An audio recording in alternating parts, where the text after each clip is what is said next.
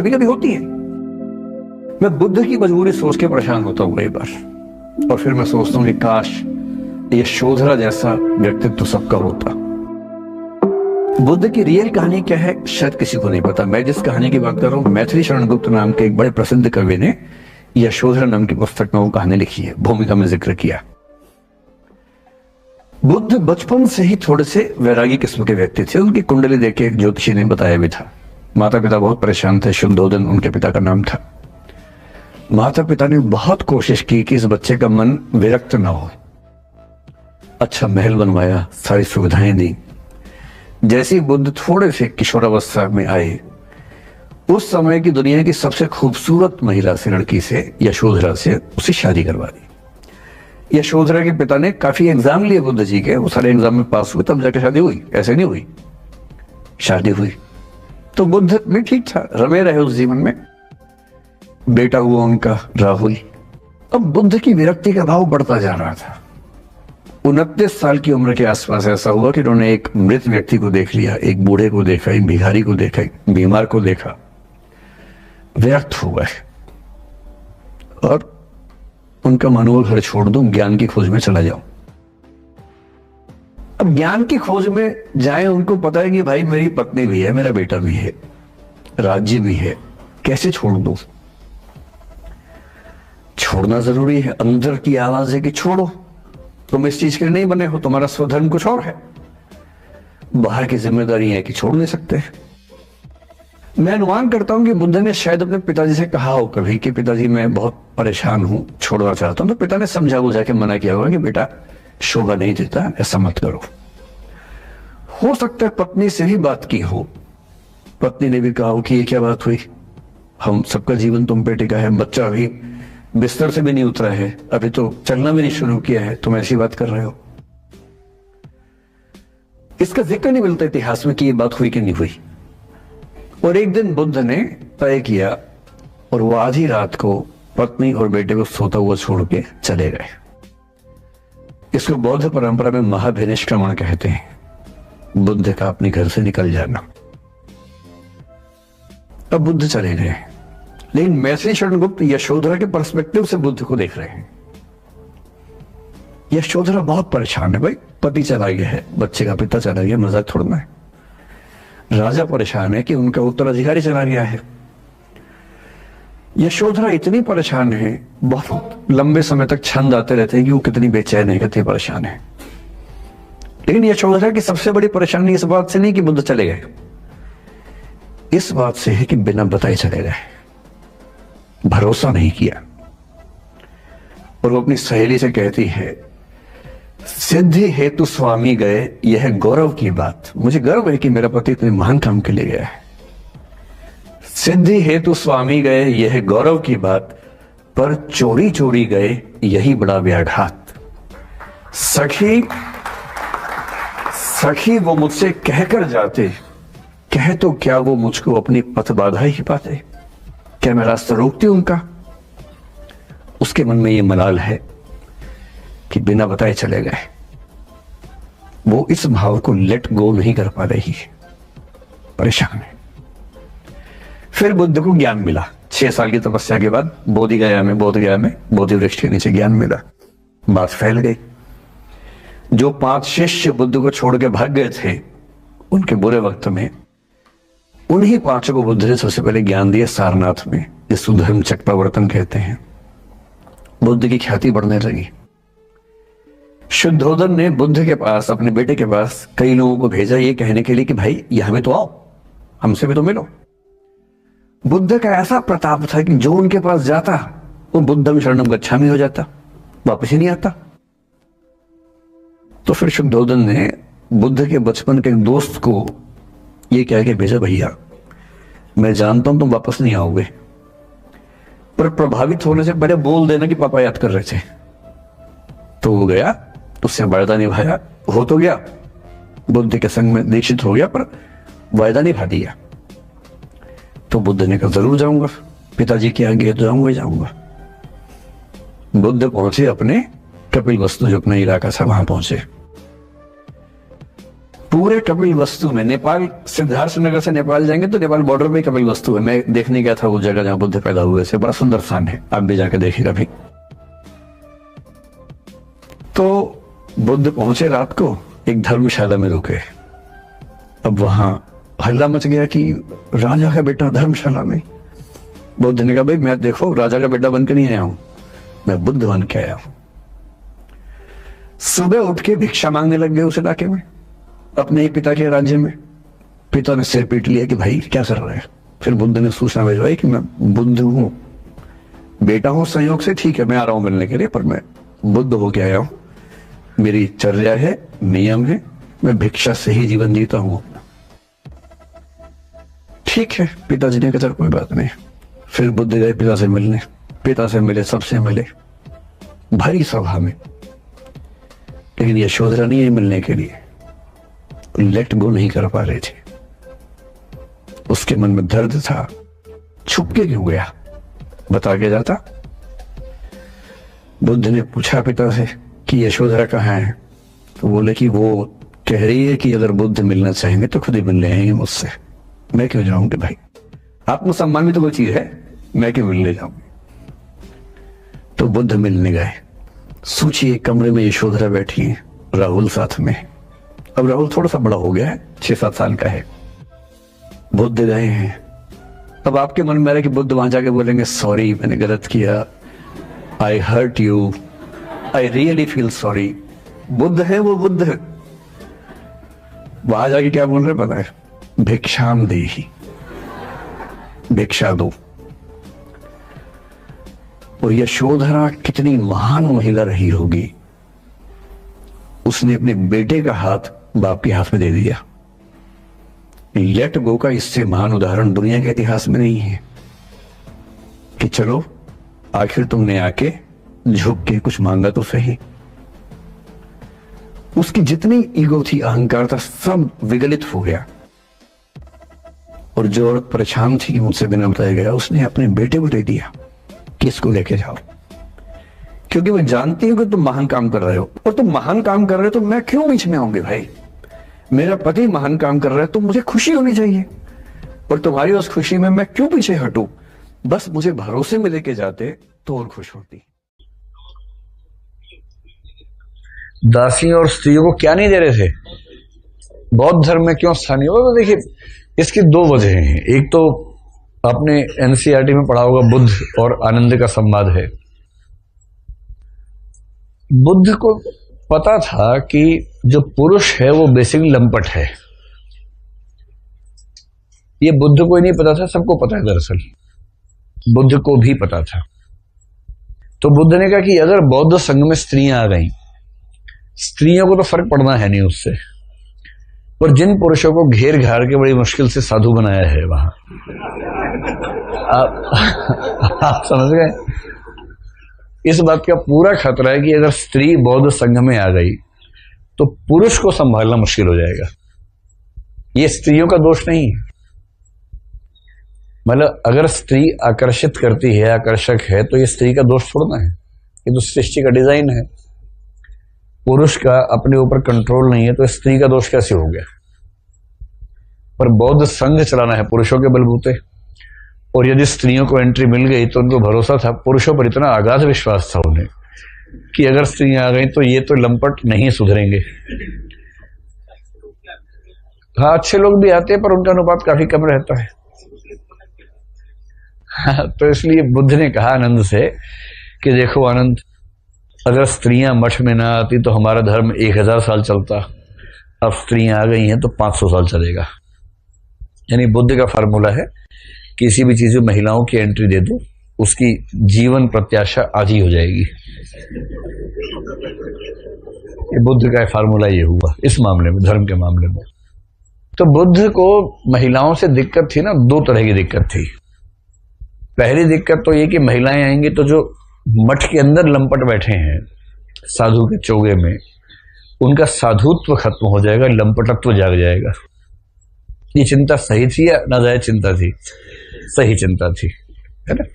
क्योंकि देखिए गलत काम करने के लिए हमारा अंदर से गलत होना एक पक्ष है, दूसरा ऐसी परिस्थितियों का मिलना जहां हम गलत हो सके वो दूसरा पक्ष है। अगर ऐसी परिस्थितियां हो ही नहीं कि आप गलत हो सके तो आप गलत नहीं हो पाएंगे, आप गलत नहीं हो पाएंगे, होना चाह रहे हैं। जैसे मुझे कुछ टीचर्स मिलते हैं, बोलते हैं कि सर सबसे ईमानदार टीचर होते हैं, कभी रिश्वत नहीं लेते। मिलती नहीं भाई, जिसको मिलेगी अगर वो रिश्वत ना ले तो ईमानदार हुआ, जिसको मिल ही नहीं रही है, हर तरीके से चाह रहे हैं मिल जाए मिल जाए मिल जाए, नहीं मिल रही, फिर कह रहा है कि हम तो लेते ही नहीं।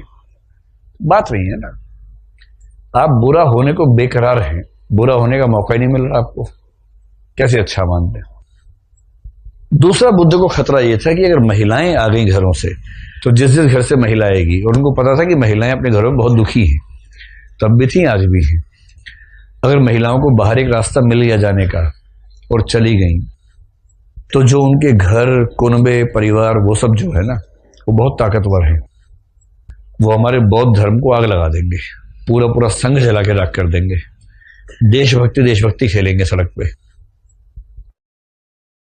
इस बात का डर बुद्ध को होना स्वाभाविक बात है। नए नए आंदोलन शुरू किया, क्यों कोई पंगा मोल लेगा उस समय, इतना ही मामला है। बुद्ध समझदार आदमी थे, वरना बुद्ध को महिलाओं से कोई सैद्धांतिक समस्या थोड़ा ना रही होगी, ये व्यावहारिक समस्या थी।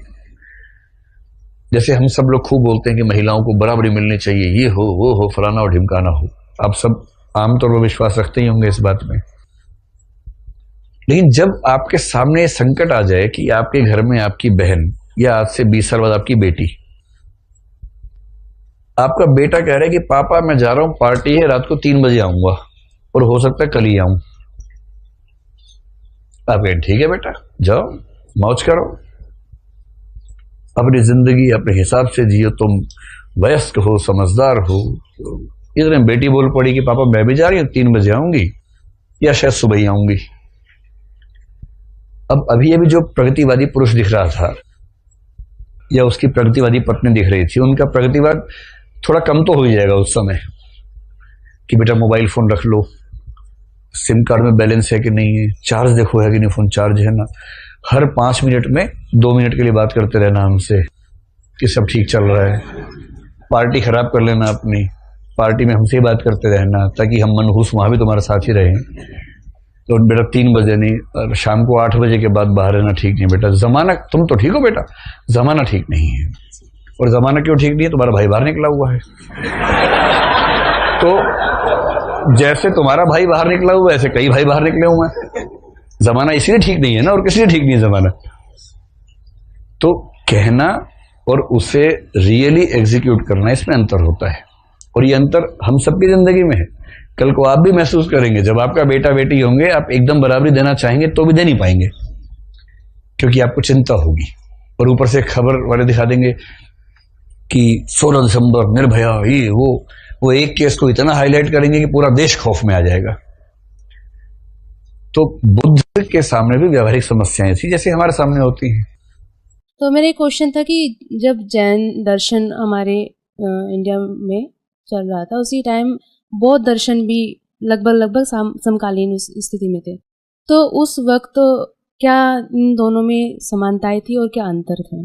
पहली बात तो जैन और बौद्ध एकदम समकालीन है ऐसा नहीं है। बैठे 6ठी सेंचुरी बीसी में बौद्ध दर्शन शुरू हुआ क्योंकि बुद्ध पैदा हुए उस समय।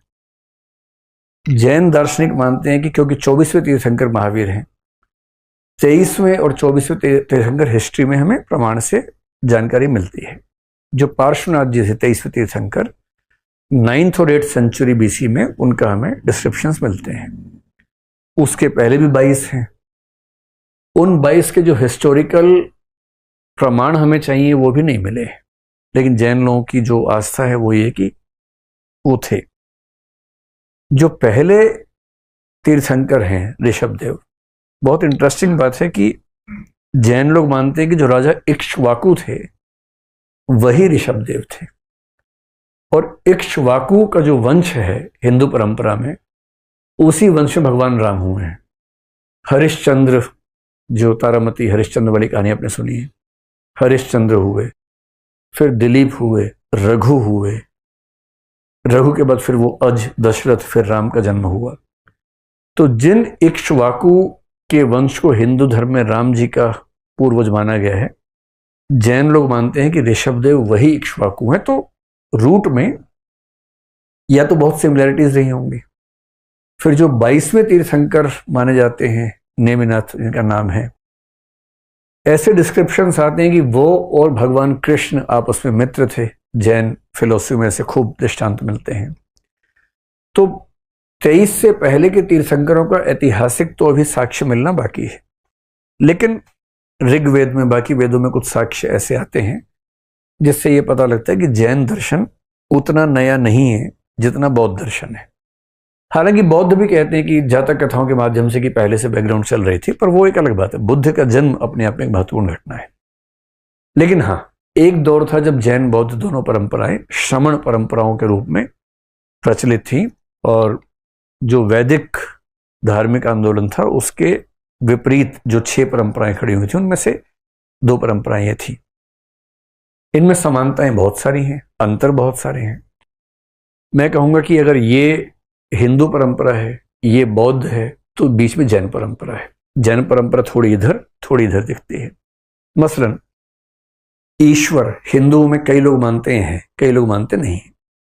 आपको आश्चर्य होगा, जैसे मीमांसा दर्शन ईश्वर को नहीं मानता है, सांख्य भी ईश्वर को लगभग नहीं मानता है, न्याय वैशेषिक योग मानते हैं बहुत कम मात्रा में, बहुत ही कम मात्रा मानते हैं, वेदांत ठीक से मानता है।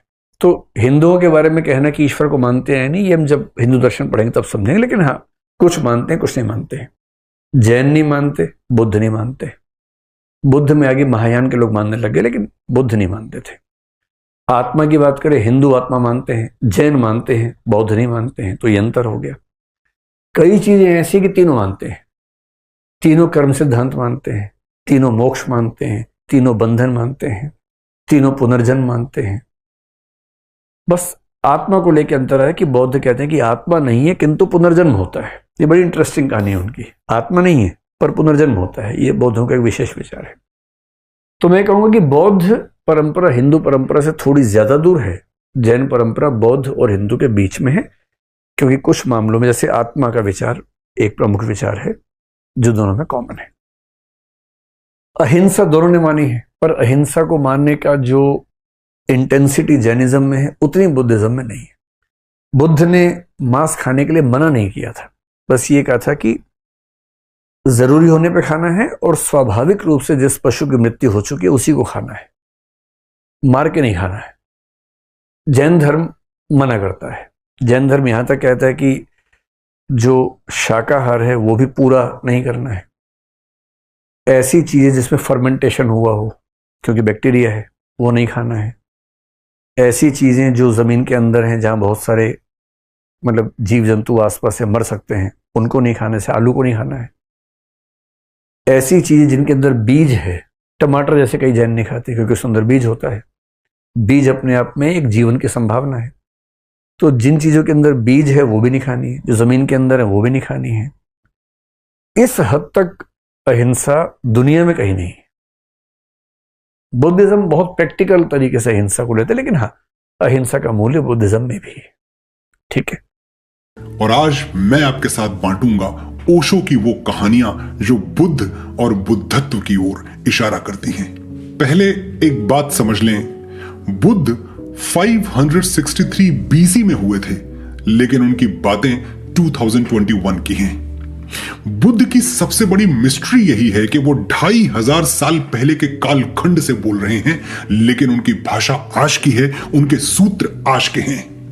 ओशो बुद्ध को दुनिया का पहला धर्म वैज्ञानिक कहते थे, द फर्स्ट रिलीजन साइंटिस्ट, क्योंकि बुद्ध ने रिलीजन को रैशनैलिटी से, तर्क से परे कभी नहीं माना। वो कभी नहीं कहते थे कि मैं जो कह रहा हूं वही सच है, उसी पर श्रद्धा रखो। मैंने जो कहा वो मेरा सच है, अपना सच तुम ढूंढो। मैं तुम्हें सच के बने बनाए रेडीमेड पैकेट्स देने के लिए नहीं बैठा हूं। एक इशारा करूंगा, उंगली दिखा दूंगा, रास्ते पर चलना और गंतव्य ढूंढना तुम्हारा काम है। शाक्य वंश का राजकुमार सिद्धार्थ गौतम बुद्ध बना क्यों?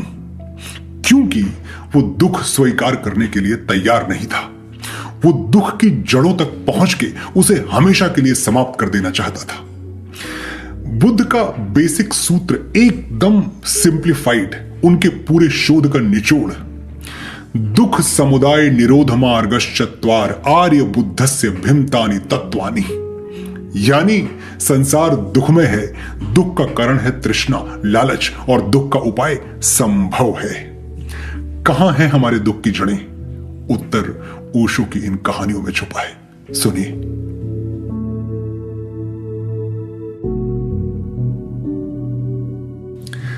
Sikandar, Alexander the great, Bharat आते हुए यूनान के एक प्रसिद्ध फकीर डायोजनीस से मिलने पहुंचा। डायोजनीस एकदम नग्न निर्वस्त्र नदी के तट पे सुबह की धूप ले रहा था। सिकंदर ने कहा, डायोजनीस तुम बड़े भाग्यशाली हो, महान सिकंदर तुमसे मिलने आया है। डायोजनीस हंसने लगा, बोला, जो खुद को महान कहता हो वो पागल है, और ऐसा वैसा नहीं, महान पागल है।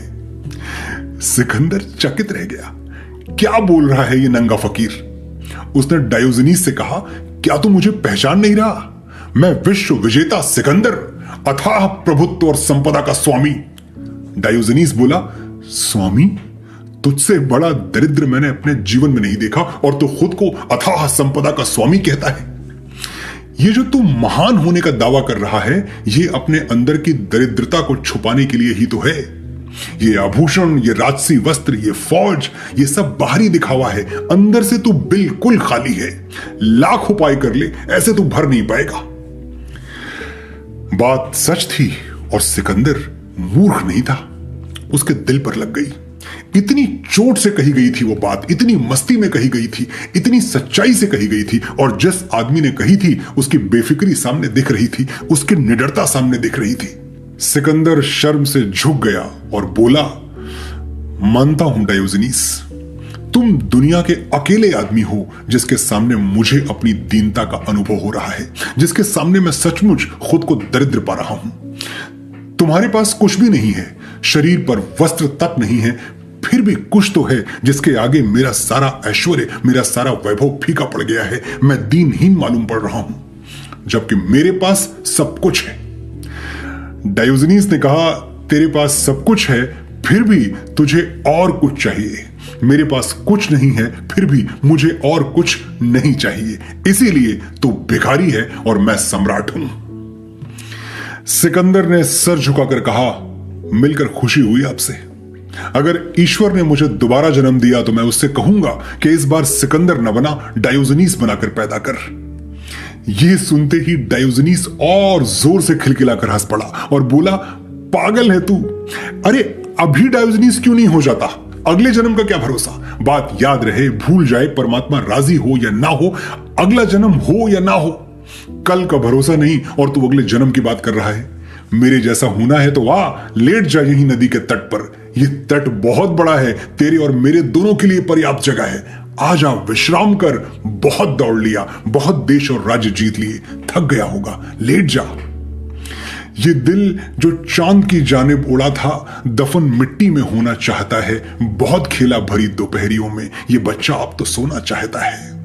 आज सिकंदर फिर से बच्चा बन जा, भूल जा वो आक्रमणकारी जो हाथ में तलवार लिए नगर नगर घूमता रहता है। थम जा सिकंदर, रुक जा, डायोजनीस हो जा। भेज दे अपनी फौजें वापस, कह दे अपने सेनापतियों से कि जाओ, मेरी विजय यात्रा समाप्त हो गई, मुझे जहां पहुंचना था मैं पहुंच गया, यही नदी का तट मेरा साम्राज्य है, मुझे और कुछ नहीं चाहिए।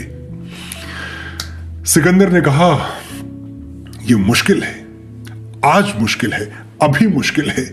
डायोजनीस ने कहा, अगर आज मुश्किल है तो हमेशा मुश्किल रहेगा। जो आज हो सकता है वही हमेशा हो सकता है। सिकंदर ने कहा, मैं आपसे मिलकर बहुत प्रभावित हुआ हूं, कुछ देना चाहता हूं, मांगिए। डायोजनीस ने कहा, क्या मांगूं? मेरे अंदर से कोई मांग उठती ही नहीं। सिकंदर ने जिद पकड़ ली कि इस धरती पर, यहां तक कि समुद्र के सातवें गर्भ में भी अगर कोई चीज है जो आपको चाहिए तो मैं दे सकता हूं, मांग के देखिए। डायोजनीस ने कहा, तू अगर इतनी जिद कर ही रहा है तो मैं तुझे निराश नहीं करूंगा। तू देना ही चाहता है तो मैं लूंगा जरूर। ऐसा कर सिकंदर, मुझे मेरी धूप वापस दे दे। सिकंदर को कुछ समझ नहीं आया। डायोजनीस ने इशारा किया, थोड़ा सामने से हट जा, तूने मेरी धूप रोक रखी है। इस कहानी में बुद्ध कहीं नहीं है, लेकिन हर जगह मौजूद हैं। तृष्णा, लालच, जब तक लालच बाकी है तुम सिकंदर की तरह विश्व विजयी होकर भी दरिद्र बने रहोगे। जिस दिन लालच मर गया उस दिन डायोजनीस की तरह सम्राट बन जाओगे। अमीर वही है जिसे कुछ नहीं चाहिए, और चाहिए नहीं का मतलब ये नहीं है कि हम त्यागी बन जाएं। मतलब बहुत सीधा सा है जो श्री कृष्ण गीता में कह गए हैं, कर्मण्ये वाधिकारस्ते मां फलेषु कदाचन मां कर्म फल हेतुर्भूः मा ते संगोस्तवे कर्मणे। Your right is to work only, but never to its fruits. Let not the fruits of action be the motive. और ये सफलता का भी सूत्र है। अगर हमारी सारी एनर्जी फल की तरफ बहने लगी तो कर्म पर फोकस करना मुश्किल हो जाएगा। मैं अगर यही सोचता रहूं कि मेरा अगला गाना चार्ट्स में नंबर 1 पे चला जाए तो गाना लिखूंगा कैसे, वो कंसंट्रेशन कैसे बनेगा जो लिखने के लिए चाहिए।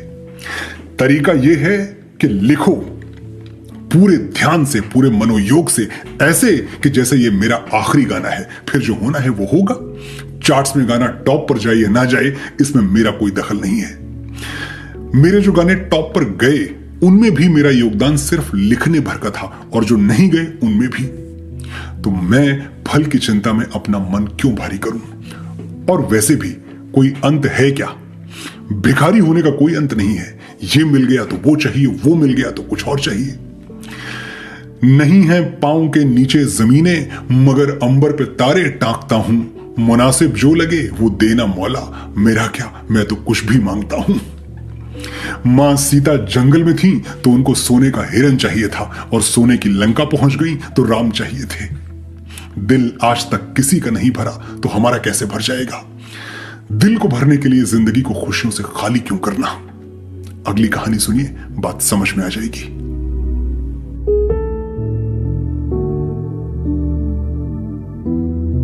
एक सम्राट के द्वार पर एक फकीर ने सुबह सुबह आकर भिक्षा मांगी। भिक्षा पात्र फैलाया। सम्राट द्वार पर ही खड़ा था, और सम्राट भी कैसा, बड़ा अहंकारी, अपनी संपदा पर बड़ा अभिमान रखने वाला। उसने अपने सेवकों से कहा कि जाओ इसके भिक्षा पात्र को अन्न से भर दो। फकीर ने सम्राट का अहंकार भांप लिया। कहा, एक शर्त पर मैं भिक्षा लेता हूं राजन, मेरा पात्र पूरा भरोगे ना? अधूरा भरा हुआ पात्र लेकर मैं वापस नहीं जाऊंगा। राजा हंस पड़ा। उसने कहा, शायद तुझे पता नहीं, तो इस धरती के सबसे बड़े सम्राट के द्वार पर भिक्षा मांग रहा है। तू क्या सोचता है तेरे इस छोटे से पात्र को मैं भर नहीं पाऊंगा? भिखारी बोला, बहुत बड़े बड़े सम्राटों के द्वार पर मैंने भिक्षा मांगी, अब तक तो कोई नहीं भर पाया, आप भी प्रयास कर लें। राजा के अहंकार को बड़ी गहरी चोट लगी। उसने अपने मंत्री से कहा कि अब अन्न से नहीं, इसका पात्र स्वर्ण मुद्राओं से भरा जाएगा। जरा ये फकीर भी तो देखे कि दूसरे राजाओं में और मुझ में कितना अंतर है। मैं इस धरती का कुबेर हूं, धन दौलत की मुझे कोई कमी नहीं। मंत्री गए, स्वर्ण मुद्राएं लेकर आए। पात्र में डालते ही मुद्राएं गायब, पात्र खाली का खाली। राजा घबराया, लेकिन एक फकीर के सामने हार जाना उचित न था। उसने अपने मंत्रियों से कहा कि आज मैं हूं और यह भिक्षा का पात्र है, चाहे मेरी सारी संपत्ति इसमें क्यों ना डाल दी जाए, लेकिन भिक्षा का पात्र भरना ही होगा, यह भर के ही रहेगा। सुबह यह बात हुई थी और दोपहर हो गई। राजा की तिजोरियां खाली होने लगी। शाम आ गई, लेकिन पात्र खाली का खाली, जो डाला गायब। राजा फकीर के पैरों में गिर पड़ा और बोला, मुझे क्षमा कर दो, मुझसे बहुत बड़ी भूल हो गई। लेकिन यह पात्र बहुत अद्भुत मालूम होता है, कोई जादू है इसमें, कोई मंत्र सिद्ध है। क्या है कि यह छोटा सा भिक्षा पात्र मेरी पूरी संपत्ति पी गया, फिर भी खाली है। फकीर हंसने लगा और बोला, यह भिक्षा पात्र मनुष्य के हृदय से बनाया गया है, उसी मांस, मज्जा, चमड़ी और उन्हीं कोशिकाओं से जिनसे मनुष्य का हृदय बनता है।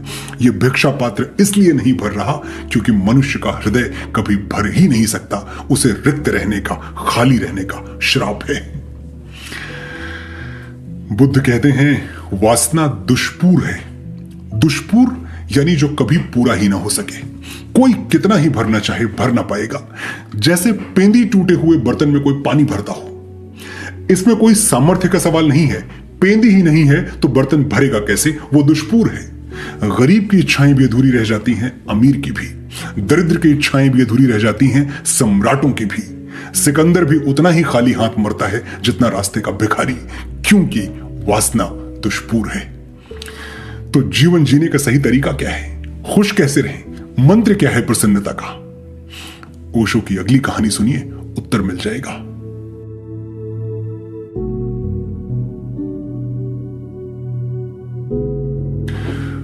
बुद्ध का एक शिष्य हुआ था, पूर्ण काश्यप। वो निश्चित ही पूर्ण हो चुका था, इसीलिए उसे बुद्ध पूर्ण कहते थे। एक दिन बुद्ध ने उससे कहा कि पूर्ण, अब तू सच में पूर्ण हो ही गया है, अब मेरे साथ रहने की कोई जरूरत नहीं है तुझे। अब तू जा, गांव गांव नगर नगर घूम, देशाटन कर और लोगों में मेरे उपदेश बांट। मेरे पास जो तूने पाया है उसे लुटा। पूर्ण ने कहा, भगवान मैं किस दिशा में जाऊं, आप इशारा कर दें। बुद्ध ने कहा, तू खुद ही चुन ले, अब तो खुद ही समर्थ है, मेरे इशारे की कोई जरूरत नहीं है। पूर्ण ने कहा कि मैं अपनी यात्रा सूखा से शुरू करता हूं। सूखा नाम का एक इलाका था उन दिनों बिहार में। बुद्ध ने कहा, तू खतरा मोल ले रहा है, वो जगह ठीक नहीं है, लोग सज्जन नहीं है, बड़े दुष्ट हैं, तुझे परेशान करेंगे। इन पीत वस्त्रों में उन्होंने कोई भिक्षु कभी देखा ही नहीं, बड़े जंगली हैं, तू वहां मत जा। पूर्ण ने कहा, इसीलिए तो उनको मेरी जरूरत है, किसी को तो जाना ही होगा। कब तक वे जंगली रहें, कब तक उनको पशुओं की तरह रहने दिया जाए? मुझे जाना होगा, आज्ञा दें। बुद्ध ने कहा, ठीक है, तू जाना ही चाहता है तो जा, मगर मेरे कुछ सवालों के जवाब देता जा। पहला, अगर वे तुझे गालियां दें, अपमान करें, तो तू क्या करेगा?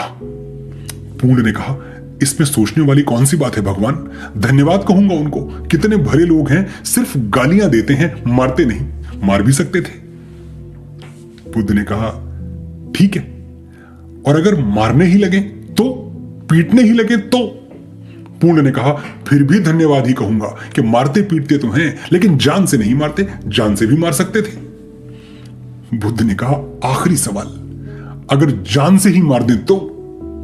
पूर्ण ने कहा, फिर तो मैं मरते मरते भी उनको धन्यवाद कहूंगा कि उस जीवन से छुटकारा दिला दिया जिसमें कोई भूल चूक हो सकती थी, कोई पाप हो सकता था। अब जीवन ही नहीं रहा तो कोई गलती होने की संभावना भी नहीं रही, मैं निर्दोष हो गया, पवित्र हो गया। बुद्ध मुस्कुराए और कहा, अब तू जा, अब तेरा कोई कुछ नहीं बिगाड़ सकता। खुश रहने का मंत्र यही तो है, हर अंधेरे में उजाले की एक किरण ढूंढ लेना, हर आपदा में अवसर ढूंढ लेना, हर दुख में सुख की लकीर ढूंढ लेना। सारे भिक्षु परेशान हो गए और उन्होंने आके बुद्ध को शिकायत की कि तो बहुत अशुभन बात है कि हमारा एक भिक्षु और वेश्या के घर ठहर गए। ये जो भिक्षु थे ये ठहरना चाहते होंगे वेश्या के घर, ये ईर्ष्या से उठा हुआ सवाल था। बुद्ध ने कहा कि अगर तुम ठहर जाते तो चिंता होती, जो ठहर गया उससे मैं जानता हूं। लेकिन शिष्यों ने कहा कि आप यहां न्याय कर रहे हैं, इससे तो रास्ता खुल जाएगा, इससे तो और लोग भी ठहरने लगेंगे। और लोग मतलब वो अपने को सोच रहे हैं कि क्या गुजरेगी उन पर अगर वो वेश्या के घर ठहर जाए। हम हमेशा अपने से सोचते हैं, और तो कोई उपाय भी नहीं है, हम अपने से ही सोचते हैं। और वेश्या सुंदरी है, उन भिक्षुओं ने कहा बहुत सुंदरी है, और उसके आकर्षण से बचना बहुत मुश्किल है। और रात भर भिक्षु वहीं ठहर गया। और हमने तो ये भी सुना है कि रात आधी रात तक गीत भी चलता रहा, नाच भी चलता रहा। ये क्या हो रहा है? बुद्ध ने कहा, मैं उस भिक्षु को भली भांति जानता हूं, और अगर मेरा भिक्षु वेश्या के घर ठहरता है तो मेरा भिक्षु वेश्या को बदलेगा, न कि वेश्या मेरे भिक्षु को। और अगर मेरे भिक्षु को वेश्या बदल लेती है तो वो भिक्षु इस योग्य ही न था कि अपने को भिक्षु कहे। तो ठीक ही हुआ, इसमें बिगड़ा क्या? जो बदला जा सकता था वही बदला जाएगा। और सुबह ऐसा हुआ कि भिक्षु वापस आया और पीछे उसके वेश्या आई। और बुद्ध ने अपने भिक्षुओं को कहा कि इस वेश्या को देखो। उस वेश्या ने कहा कि मैं आपके चरणों में आना चाहती हूं, क्योंकि पहली दफा मुझे एक पुरुष मिला जिसको मैं डवाडोल न कर सकी। अब मेरे मन में भी ये भाव उठा कि कब ऐसा क्षण मुझे भी आएगा कि कोई मुझे डमाडोल न कर सके। जो इस भिक्षु के भीतर घटा है वही मेरे भीतर भी घट जाए, अब इसके सिवाय और कोई आकांक्षा नहीं। तो बुद्ध ने अपने भिक्षुओं से कहा कि तुम देखो, लेकिन कठिन है। हम जो हैं वही हम सोच पाते, इसलिए बुद्ध हो महावीर हो हम अपनी तरफ से सोचते, हम अपने ढंग से सोचते, कोई उपाय भी नहीं, हमारी भी मजबूरी है, हम वही ढंग जानते हैं, हम वही दृष्टि जानते हैं, हम अपनी आंख से ही तो देखेंगे, किसी और की आंख से कैसे देख सकते हैं। परमात्मा अगर आपके द्वार पर भी आ जाए तो आप नहीं पहचानेंगे, ये पक्का है, और आप उसको ठहरने भी नहीं देंगे, ये पक्का है। नहीं, लेकिन परमात्मा आपके द्वार पे आता भी नहीं, वो सदा खुला हुआ आकाश है चारों तरफ। परमात्मा कोई व्यक्ति नहीं है, परमात्मा है खुला हुआ आकाश, परमात्मा है स्पेस चारों तरफ। आप कूद जाएं, वो आकाश आपको अपने में लीन करने को सदा तत्पर है। आप खड़े रहे तो वो आकाश आपको खींचकर जबरदस्ती लीन नहीं करना चाहता है, क्योंकि उतनी हिंसा भी अस्तित्व को स्वीकार नहीं है। आप स्वतंत्र हैं रुकने को, कूद जाने को। सागर मौजूद है, नदियों को निमंत्रण भी नहीं देता, बुलाता भी नहीं। नदियां स्वतंत्र हैं, रुक जाएं, तालाब बन जाएं, छलांग ले लें, सागर में खो जाएं। जिस व्यक्ति को यह ख्याल हो रहा हो कि मैं पापी हूं, यह ख्याल महत्वपूर्ण है, क्योंकि इस ख्याल में ही अहंकार गलता है। जिसको यह ख्याल हो रहा हो कि मेरे लिए उसके द्वार न खुले होंगे, वो निश्चिंत रहे, उसके द्वार उसके लिए बिल्कुल ही खुले हुए हैं, और बहता रहे और धीरे धीरे अपने को डुबाता रहे। एक न एक दिन वो घड़ी घटती है जब भीतर वो जो अहंकार की छोटी सी टिमटिमाती ज्योति है वो बुझ जाती, और जिस दिन वो टिमटिमाती ज्योति बुझती उसी दिन हमें पता चलता है उस सूर्य का जो हमेशा मौजूद था, लेकिन हम अपनी टिमटिमाती ज्योति में इतने लीन थे कि सूर्य की तरफ आंख भी नहीं गई थी। जब तक मैं न बुझ जाऊं तब तक मुझे उसका पता नहीं चलता जो चारों तरफ मौजूद है, क्योंकि मैं अपने में ही संलग्न हूं, मैं अपने में ही लगा हुआ हूं। Too much occupied with my self, सारी व्यस्तता अपने में लगी है। जिस दिन जीसस को सूली हुई उस दिन उस गांव में एक आदमी की दाढ़ में दर्द था। सारा गांव जीसस को सूली देने जा रहा है।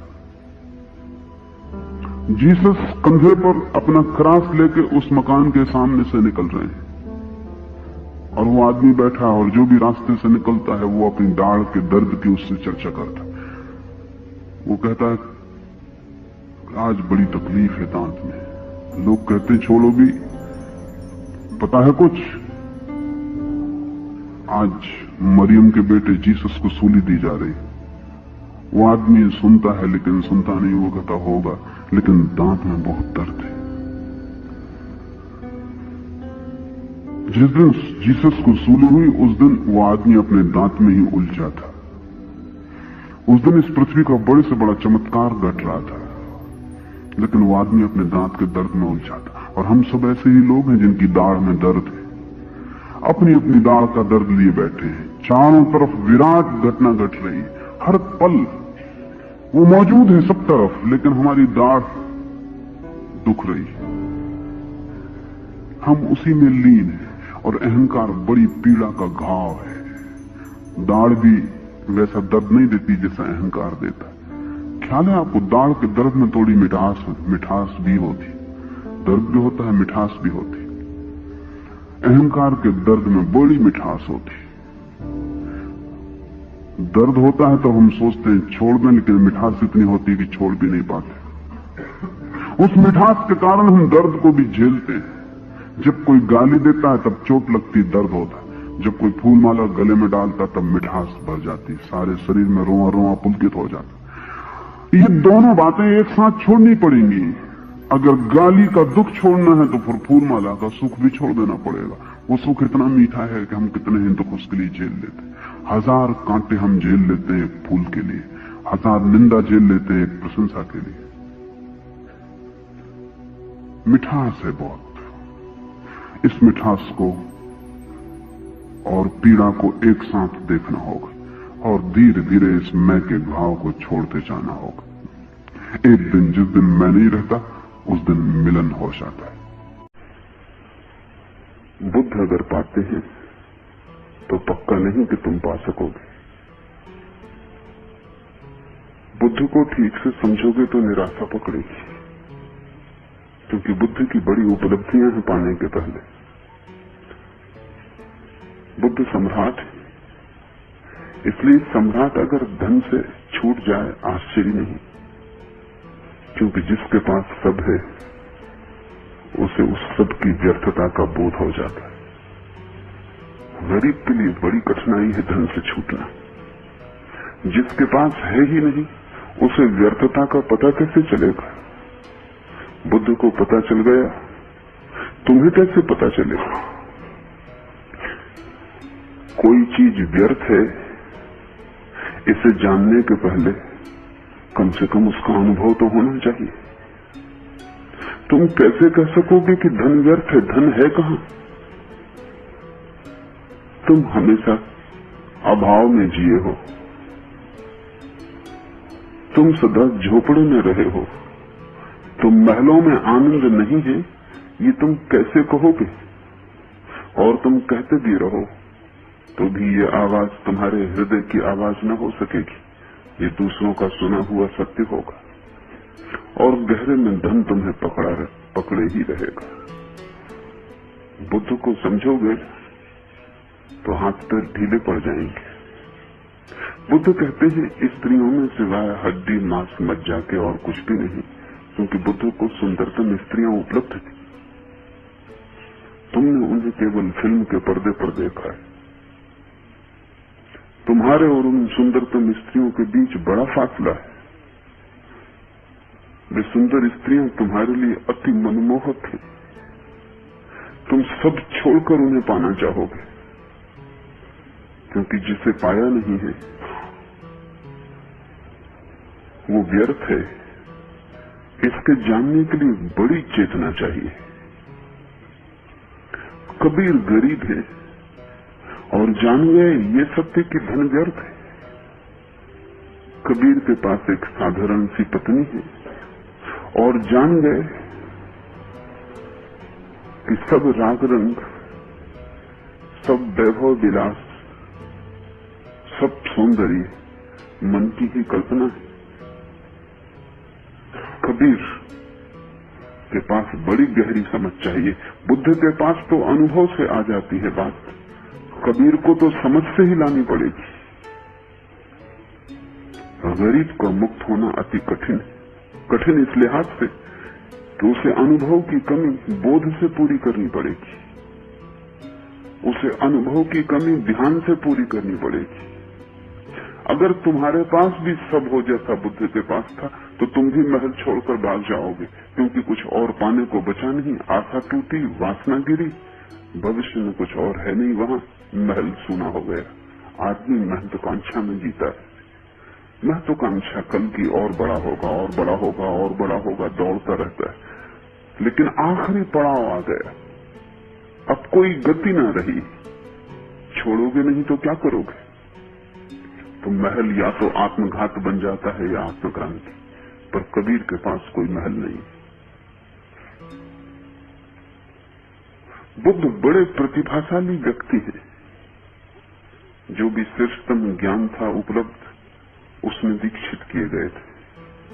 शास्त्रों के ज्ञाता थे, शब्द के धनी थे, बुद्धि बड़ी प्रखर थी।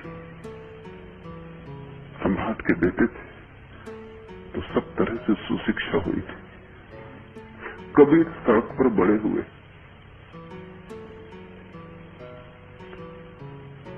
कबीर के माँ बाप का कोई पता नहीं, शायद कबीर नाजायज संतान हो, तो मां ने उसे रास्ते के किनारे छोड़ दिया था बच्चे को पैदा होते। इसलिए मां का कोई पता नहीं। कोई कुलीन घर से कबीर आए नहीं, सड़क पर ही पैदा हुए जैसे, सड़क पर ही बड़े हुए जैसे। जैसे भिखारी होना पहले दिन से ही भाग्य में लिखा था। ये भिखारी भी जान गया कि धन व्यर्थ है, तो तुम भी जान सकोगे। बुद्ध से आसानी बंधती, बुद्ध की तुम पूजा कर सकते हो, फासला बड़ा है, लेकिन बुद्ध जैसा होना तुम्हें मुश्किल मालूम पड़ेगा। जन्मों जन्मों की यात्रा लगेगी। लेकिन कबीर और तुम में फासला जरा भी नहीं। कबीर जिस सड़क पर खड़े शायद तुमसे भी पीछे खड़े, और अगर कबीर तुमसे भी पीछे खड़े होकर पहुंच गए तो तुम भी पहुंच सकते हो। कबीर जीवन के लिए बड़ा गहरा सूत्र हो सकते हैं। इसे तो पहले स्मरण में ले ले। इसलिए कबीर को मैं अनूठा कहता हूं। महावीर सम्राट के बेटे हैं, कृष्ण भी, राम भी, बुद्ध भी, वे सब महलों से आए। कबीर बिल्कुल सड़क से आए। महलों से उनका कोई भी नाता नहीं। कहा है कबीर ने कि कभी हाथ से कागज और स्याही छुई नहीं, मसी कागज छुओ न हाथ। ऐसा अपढ़ आदमी जिसे दस्तखत करने भी नहीं आते, इसने परमात्मा के परम ज्ञान को पा लिया। बड़ा भरोसा बनता है। तब इस दुनिया में अगर तुम वंचित हो तो अपने ही कारण वंचित हो, परिस्थिति को दोष मत देना। जब भी परिस्थिति को दोष देने का मन में भाव उठे, कबीर का ध्यान करना। कम से कम माँ बाप का तो तुम्हें पता है, घर द्वार तो है, सड़क पर तो पैदा नहीं हुए, हस्ताक्षर तो कर ही लेते हो, थोड़ी बहुत शिक्षा हुई है, हिसाब किताब रख लेते हो, वेद कुरान गीता भी थोड़ी पढ़ी है। न सही बहुत बड़े पंडित, छोटे मोटे पंडित तो तुम भी होगी। तो जब भी मन होने लगे परिस्थिति को दोष देने का कि पहुंच गए होंगे बुद्ध, सारी सुविधा थी उन्हें, मैं कैसे पहुंचूं, तब कबीर का ध्यान करना। बुद्ध के कारण जो असंतुलन पैदा हो जाता है कि लगता है हम न पहुंच सकेंगे, कबीर तराजू के पल्ले को जगह पर ले आते हैं। बुद्ध से ज्यादा कारगर हैं कबीर।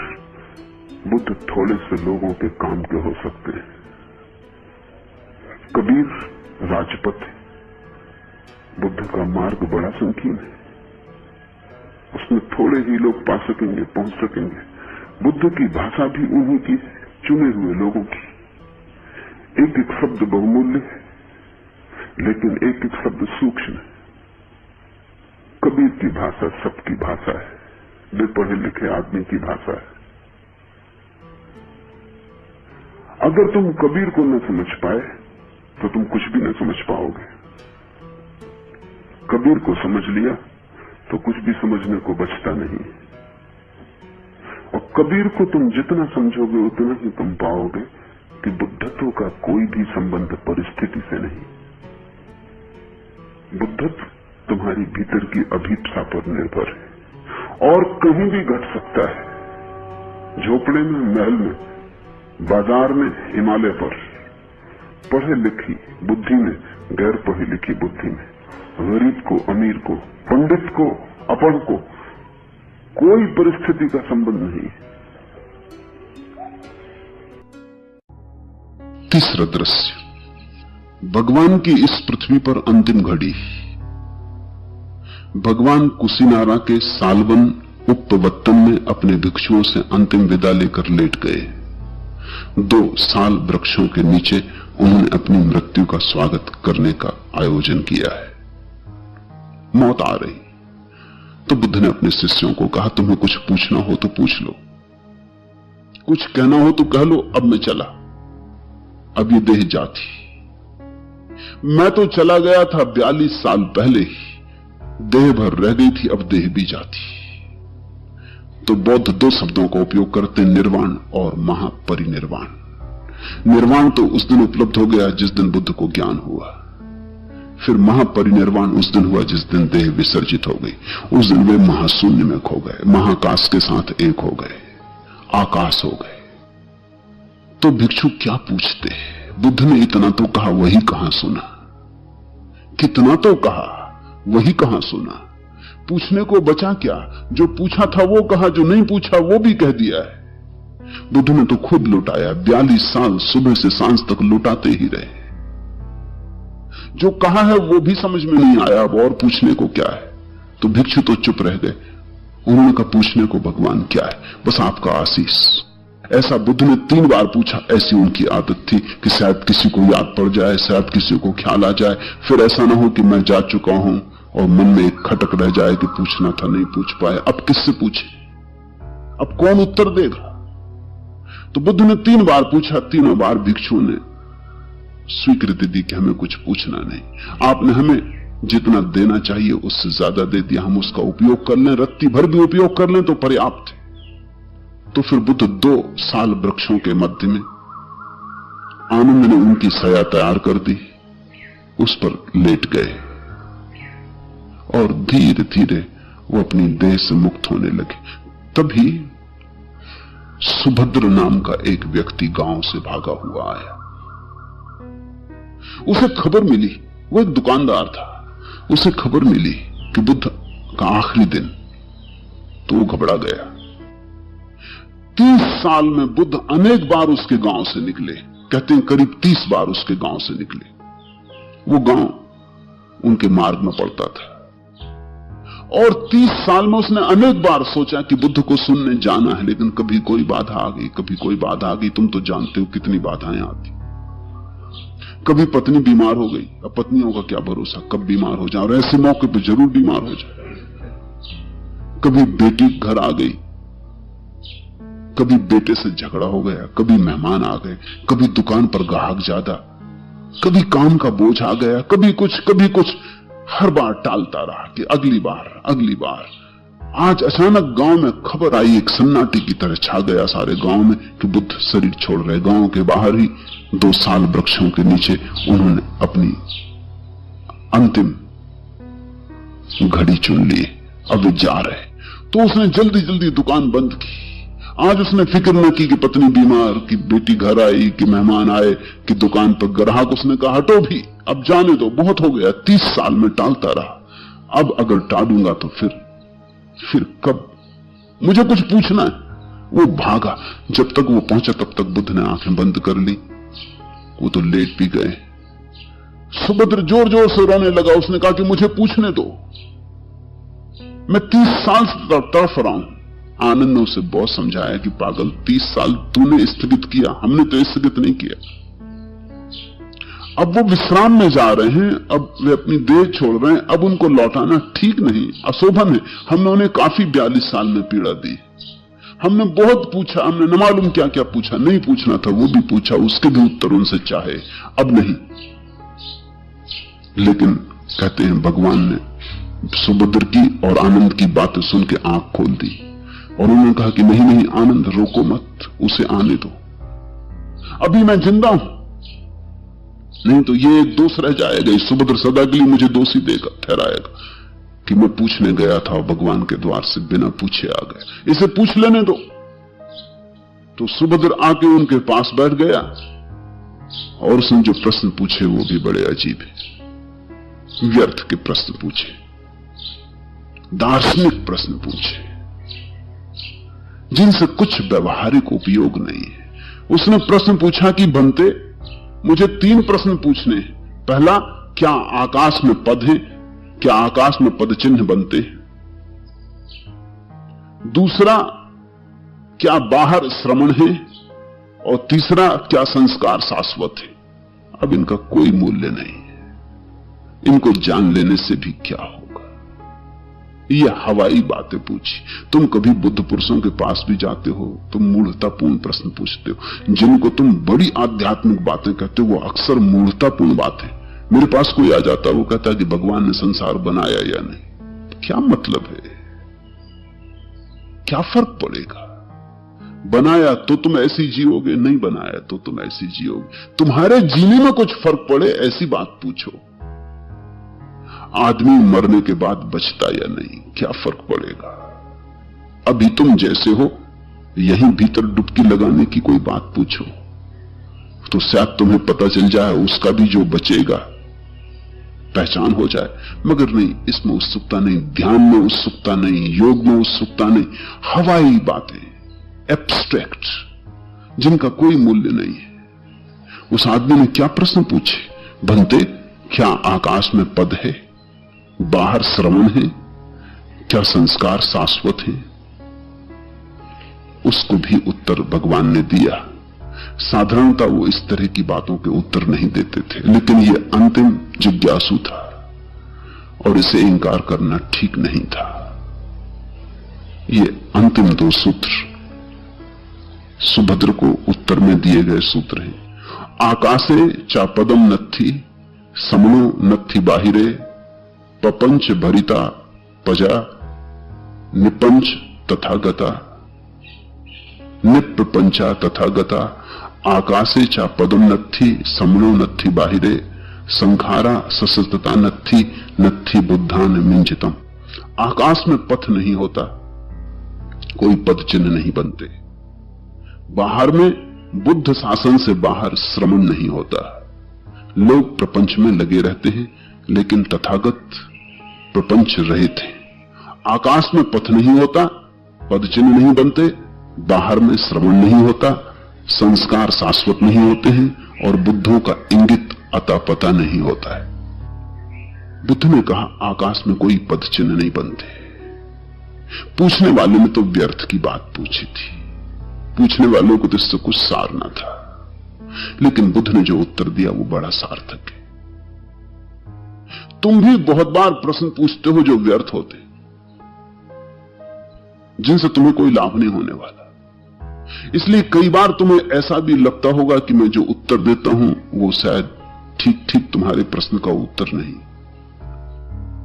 क्योंकि मैं उत्तर तुम्हें वही देता हूं जिससे तुम्हें कुछ लाभ हो सके।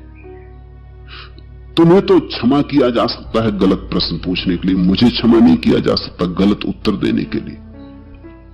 तुम कुछ भी पूछो, मैं तुम्हें वही उत्तर देता हूं जिसका कोई परिणाम हो सके, जिससे तुम्हारे जीवन में कोई रूपांतरण हो सके। मैं तुम्हारे गलत प्रश्न से भी कुछ खोज लेता हूं जिसका ठीक उत्तर हो सके।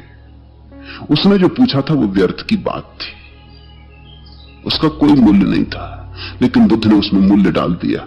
उन्होंने कहा आकाश में पथ नहीं होता और जीवन आकाश जैसा ही है, इसमें कोई पद चिन्ह नहीं छूटते। बुद्ध चलते हैं, उनके कोई पद चिन्ह नहीं छूटते। इसलिए तुम अगर चाहो कि हम बुद्ध के पद चिन्हों पर चल के पहुंच जाएंगे तो तुम गलती में हो। आकाश में पक्षी चलते हैं, उड़ते हैं, कोई पद चिन्ह नहीं छूटते, इसलिए उनके पीछे कोई उनके पद चिन्हों पर चल के कहीं जा नहीं सकता। बुद्ध बार बार कहते थे अपो दीपो भव, अपने दिए खुद बनो। किसी के पीछे चल के कोई कभी नहीं पहुंचता, क्योंकि यहां चिन्ह बनते ही नहीं, यहां चिन्ह निर्मित ही नहीं होते। तुम अनुगमन कर ही नहीं सकते, तुम अनुकरण कर ही नहीं सकते। तुम किसी की छाया बनना चाहो तो भूल हो जाएगी, फिर तुम आत्मा न बन सकोगे। आकाश में पथ नहीं होता, आकाशे चा पदम नत्थि समणो नत्थि बाहिरे। उसने पूछा कि बाहर में श्रवण होता है या नहीं। इसका बौद्धों ने जो अब तक अर्थ किया है वो एकदम गलत है। बौद्ध इसका अर्थ करते हैं कि उसने पूछा कि भगवान के संघ के बाहर कोई आदमी समाधि को उपलब्ध होता है, श्रवण होता है। और बौद्ध शायद उसने ये पूछा भी हो, हम उसको क्षमा कर सकते हैं, वो अज्ञानी आदमी हो सकता है, पूछा हो उसने कि आपके संघ के बाहर कोई ज्ञान को उपलब्ध होता है, आपके संघ के बाहर, आपके भिक्षुओं के बाहर कोई समाधि को उपलब्ध होता है। हो सकता है पूछने वाले ने यही पूछा हो, लेकिन बुद्ध तो इस तरह का उत्तर नहीं दे सकते कि बाहर में बुद्ध शासन से बाहर श्रवण नहीं होता। ये बात गलत है, ये तो बुद्ध कतई नहीं कह सकते। फिर बुद्ध का क्या अर्थ होगा? सूत्र सीधा साफ है, उसके अर्थ भी खूब बिगाड़े गए। आकाशे चा पदम नत्थि, आकाश में पद चिन्ह नहीं बनते, समणो नत्थि बाहिरे, बाहर श्रवण नहीं होता। अब इसका अर्थ जो मैं करता हूं वो ये है कि जो बहिर्मुखी है वो श्रवण नहीं होता, जो बाहर दौड़ रहा है बाहर की तरफ जा रहा है, वो कभी ज्ञान को उपलब्ध नहीं होता। जिसकी यात्रा अंतर्मुखी है वही ज्ञान को उपलब्ध होता है। समनो नत्थि बाहिरे, जो बहिर्मुखी है, एक्सट्रोवर्ट है, वो कभी ज्ञान को उपलब्ध नहीं होता। ये मेरा अर्थ है। बौद्धों का तो अब तक का अर्थ यही रहा है कि बुद्ध शासन के बाहर कोई ज्ञान को उपलब्ध नहीं होता। ये बात तो बड़ी ओछी। फिर महावीर ज्ञान को उपलब्ध नहीं होते, फिर कृष्ण ज्ञान को उपलब्ध नहीं होते, फिर क्राइस्ट, मोहम्मद, जरथुस्त्र ज्ञान को उपलब्ध नहीं होते। फिर तो ये बड़ी संकीर्ण बात हो जाएगी। बुद्ध ऐसा वचन बोलेंगे, ये असंभव है। इसलिए मैं इस अर्थ को इंकार करता हूं। मैं अर्थ करता हूं समनो नत्थि बाहिरे, बाहर घूमती चेतना, बाहर बाहर जाती चेतना कभी ज्ञान को उपलब्ध नहीं होती। अंतर यात्रा पर जो जाता है वही ज्ञान को उपलब्ध होता है, वही श्रवण, वही समाधि को पाता है। लोग प्रपंच में लगे रहते हैं और जो ज्ञान को उपलब्ध हो गया वो प्रपंच रहित हो जाता है। आकाश में पथ नहीं, आकाशे चा पदोन्नति समनोन्नति बाहिरे संखारा ससस्ता नत्थि। संस्कार का अर्थ होता है हमारे ऊपर जो जो प्रभाव पड़े, संस्कार, कंडीशनिंग। उस आदमी ने पूछा है क्या संस्कार शाश्वत होते हैं? जो हम पर प्रभाव पड़े वो सदा रहने वाले? बुद्ध कहते हैं नहीं, जो भी प्रभाव है वो पानी पर खींचे गए प्रभाव। जैसे पानी पर कोई लकीरें खींच दे, वो खींचते खींचते मिट जाती, या कोई रेत पर लकीरें खींच देता, थोड़ी देर टिकती, फिर हवा आती तब मिट जाती। तुम कहोगे कोई पत्थर पर लकीरें खींचते, वो भी समय आने पर मिट जाती। कोई लोहे पर लकीरें खींचते, वो भी एक दिन समय आने पर मिट जाती। कोई हीरे पर लकीरें खींचते तो शायद करोड़ों वर्ष रहे, लेकिन वो भी समय आने पर मिट जाती। कोई संस्कार शाश्वत नहीं। यहां जो भी प्रभाव है अशाश्वत है, और इसलिए प्रभाव के बाहर हो जाना ही शाश्वत को पाना है। सब लकीरें मिट जाएं, सब खींची लकीरें कि मैं हिंदू, कि मैं मुसलमान, कि मैं ब्राह्मण, कि मैं पुरुष, कि मैं स्त्री, कि मैं धनी, कि मैं त्यागी, सब लकीरें, सब लकीरें जब मिट जाएं, जब कोरा कागज तुम्हारे भीतर हो जाए, प्रपंच रहित, कोई उपद्रव तुम्हारे भीतर न रह जाए, शून्य विराजमान हो जाए। संखारा ससस्ता नत्थि नत्थि बुद्धान मिंचितम। संस्कार शाश्वत नहीं है, सुभद्र, और बुद्धों का इंगित नहीं होता। ये बड़ी अद्भुत बात कही बुद्ध ने, नत्थि बुद्धान मिंचितम। बुद्धों का कुछ अता पता नहीं होता। तुम अगर चाहो भी तो तुम बुद्धों को खोज नहीं सकते, उनको खोजना संभव नहीं है, उनका कोई अता पता नहीं होता। ये बुद्ध ने जो बात कही अंतिम, कि अब देह के खो जाने के बाद तुम मुझे खोजना चाहोगे तो खोज ना सकोगे। जब तक संस्कार थे तब तक मेरा अता पता था, देह थी मेरी, मन था मेरा, तब तक मेरा अता पता था। तुम कह सकते थे बुद्ध इस समय कहां है, क्या है, कौन है, किस रूप में, किस वे में, स्त्री की पुरुष, आदमी की देव, लेकिन अब मेरा सब अता पता खो जाएगा। अब मैं महाशून्य के साथ एक होने जा रहा हूं। बुद्धों का कोई अता पता नहीं होता, इसलिए कोई उनकी तरफ इंगित नहीं कर सकता कि वे यहां हैं। ये तो ठीक जो भगवान की परिभाषा होती है वही बुद्ध की परिभाषा है। भगवान का कोई अता पता नहीं। तुम ये नहीं कह सकते भगवान कहां है, तुम इतना ही कह सकते हो भगवान कहां नहीं है।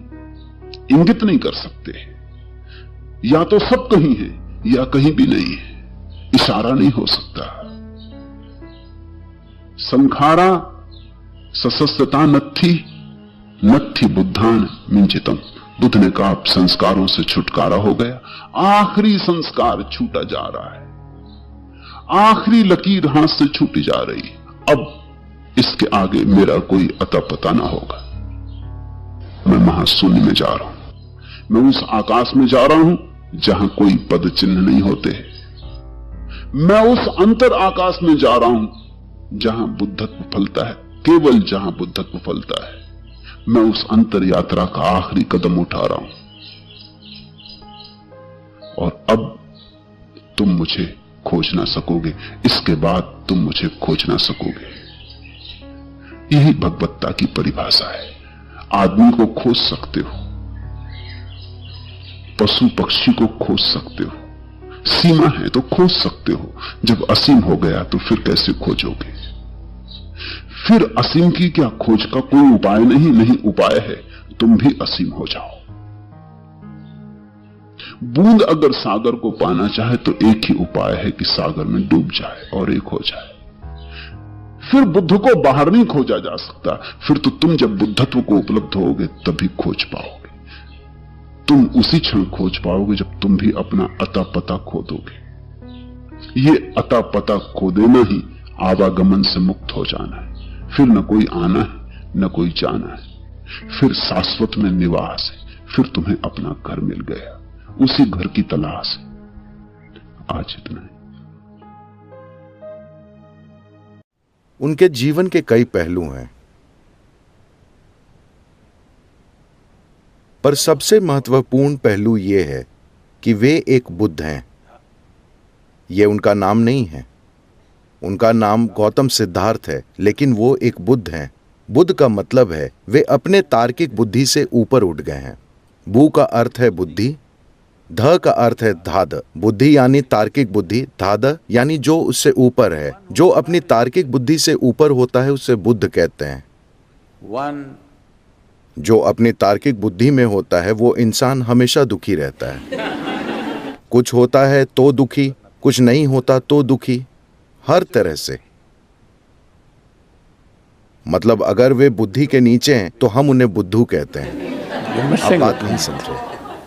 अगर आप तार्किक बुद्धि से ऊपर हैं तो आप बुद्ध हैं। अगर आप तार्किक बुद्धि के नीचे हैं तो आप मूर्ख हैं। अगर आप तार्किक बुद्धि में हैं तो आप लगातार दुखी हैं। तो वे बुद्ध कैसे बने? उन्होंने अपने जीवन में कई चीजें आजमाई। वे एक छोटे से राज्य के राजकुमार थे, क्योंकि किसी योगी ने भविष्यवाणी की थी कि वे या तो महान सम्राट बनेंगे या एक महान संत बनेंगे। जब उन्होंने ये भविष्यवाणी की तो उनके पिता थोड़ा परेशान हो गए। वो नहीं चाहते थे कि उनका पुत्र एक महान संत बने, वो उसे एक महान राजा बनाना चाहते थे। तो उन्होंने तय किया कि वे उसे दुख से दूर, क्योंकि उन्होंने सोचा कि किसी दुख या पीड़ा को देखकर वो संत बन सकता है, तो उन्होंने उसे पूरे सुख में रखा। बेहतरीन भोजन, कपड़े और हर बेहतरीन चीज। जब गौतम 19 साल के थे, उनके पिता ने उनकी शादी एक बहुत सुंदर युवा स्त्री से कर दी। उनको बाकी समाज से अलग एक महल में रखा गया, जहां वे पूरे सुख में रहते थे और कभी कोई दुख नहीं देखते थे। एक दिन उन्होंने सोचा कि शहर में रथ से घूमा जाए। उन्होंने सारथी से कहा, मुझे शहर में घुमाओ। तो वो घूम ही रहे थे कि उन्होंने एक बूढ़े आदमी को देखा और वो ऐसे चल रहा था। उन्होंने अपने जीवन में कभी कोई बूढ़ा आदमी नहीं देखा था। उनके पिता ने उन्हें इस सब से बचा कर रखा था। उन्होंने पूछा, उसको क्या हुआ? तो सारथी ने कहा, अरे वो आदमी बस बूढ़ा है। ये कैसे होता है? उन्होंने पूछा। उसने कहा, हर कोई एक दिन बूढ़ा होता है। उन्होंने खुद को देखा, वो एक सुंदर युवक थे। क्या मैं भी? सारथी बोला, हर कोई बूढ़ा होता है। लंबा जीने पर लोग बूढ़े हो जाते हैं। ये उनके लिए एक एहसास था, मैं ऐसा हो जाऊंगा। तब उन्होंने सड़क पर एक आदमी को लेटे हुए देखा, जिसे कोई बीमारी थी। वो उठ नहीं पा रहा था, बहुत तकलीफ में था। उन्होंने कहा, रुको, इसको क्या हुआ? वो क्या कर रहा है? वो बोला, अरे वो बीमार है। इसका क्या मतलब है? उसने कहा, यह शरीर कभी कभी बीमार हो जाता है। ऐसा किसी को भी हो सकता है। ये बस किसी को भी हो सकता है। मुझे, एक राजकुमार को, ये मुझे भी हो सकता है। ये किसी को भी हो सकता है। फिर उन्होंने खुद को देखा, अरे मैं ऐसा हो सकता हूं। फिर वे आगे बढ़े। गौतम इससे बहुत परेशान थे। तब उन्होंने एक शव यात्रा देखी। लोग एक आदमी का शव लेकर जा रहे थे। इस आदमी को क्या हुआ?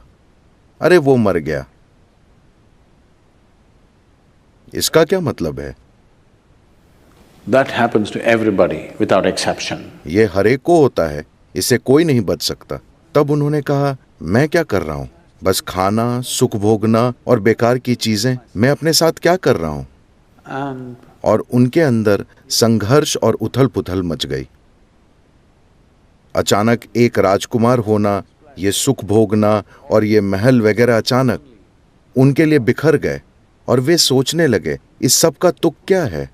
ये शरीर बूढ़ा होगा, ये बीमार पड़ सकता है और ये जरूर मर जाएगा। मैं अपना पूरा जीवन इसमें किस लिए लगा रहा हूं?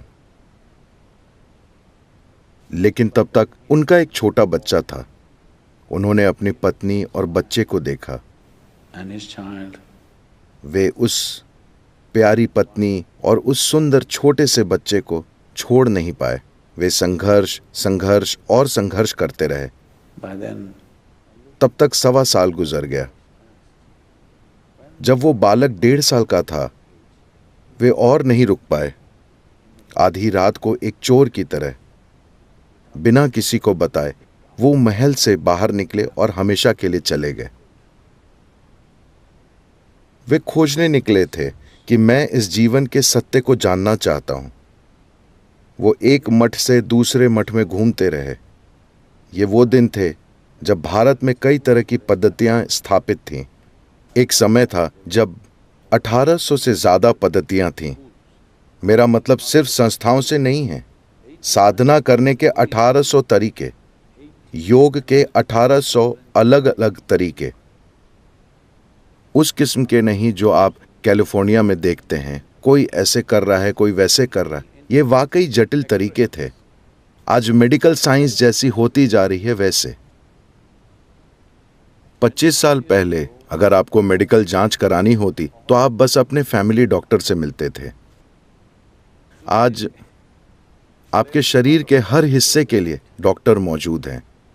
कुछ साल पहले मेरे घुटने में चोट लगी थी क्योंकि मैं फुटबॉल खेल रहा था और मेरे घुटने में कुछ टूट गया और मुझे वहां से जाना था और फिर भाषण देना था।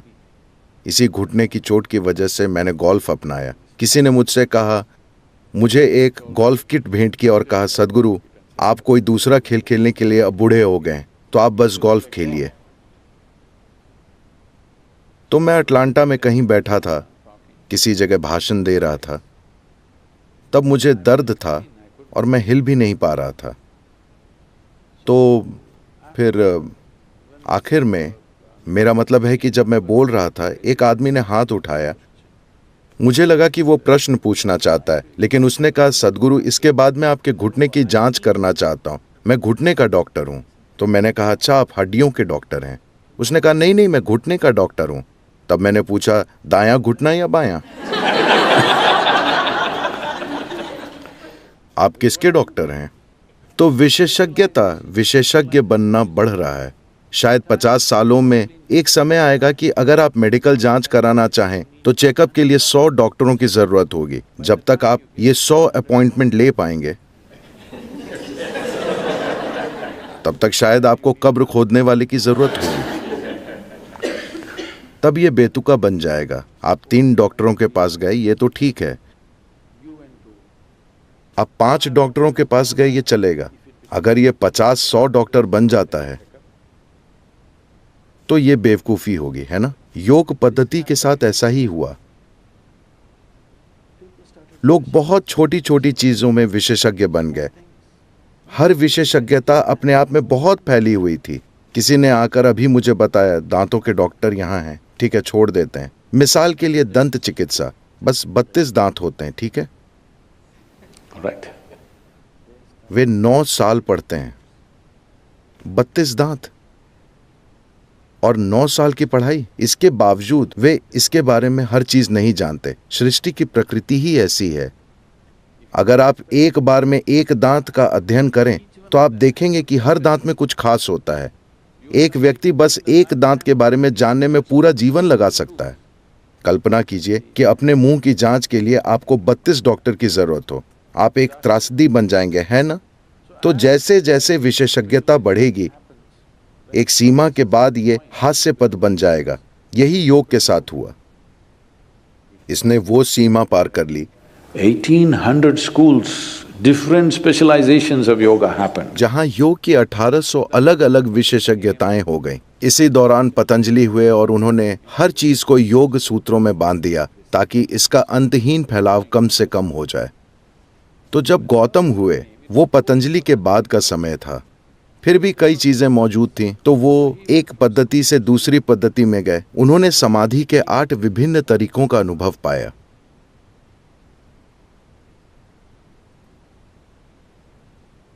हम समाधि की बात कर रहे हैं। उन्होंने समाधि के 8 अलग अलग तरीकों का अनुभव पाया। उन्होंने पाया कि वो सभी शानदार अनुभव थे, लेकिन फिर भी उनसे वे मुक्त नहीं हुए। तो इस स्थिति में वो एक समान की तरह घूम रहे थे। अभ्यास की एक खास पद्धति को समान कहते हैं।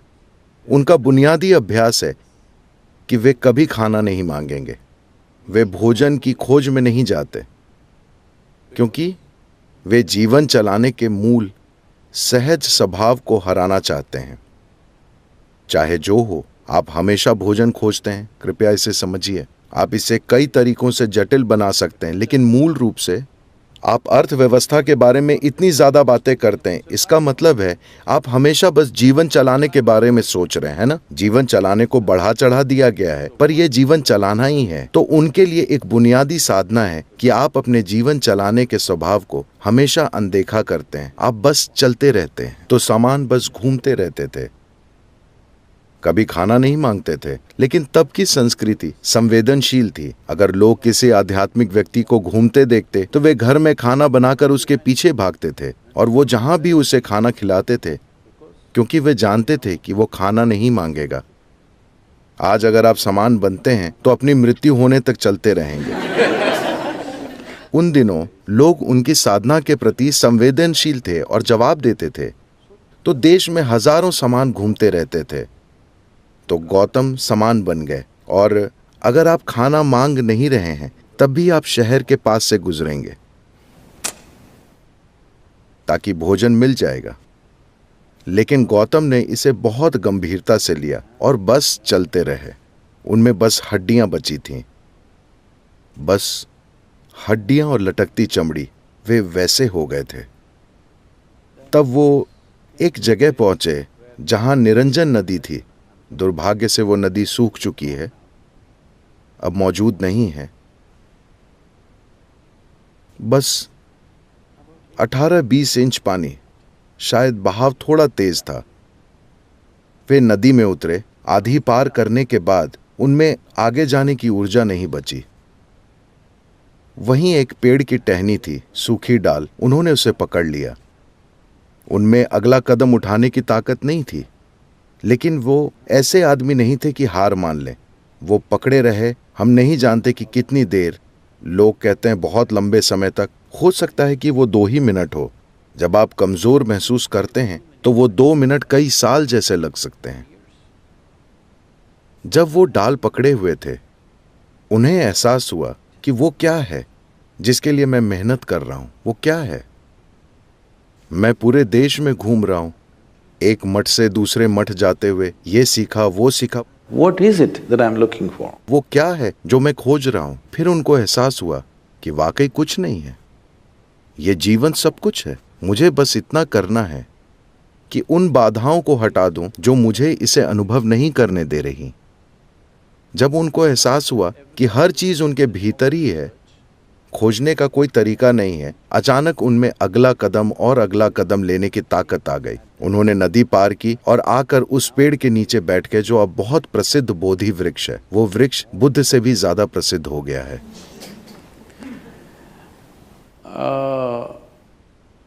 उस पेड़ का एक हिस्सा बचा हुआ है, या उससे उगा अगला पेड़ बोधगया में अब भी मौजूद है।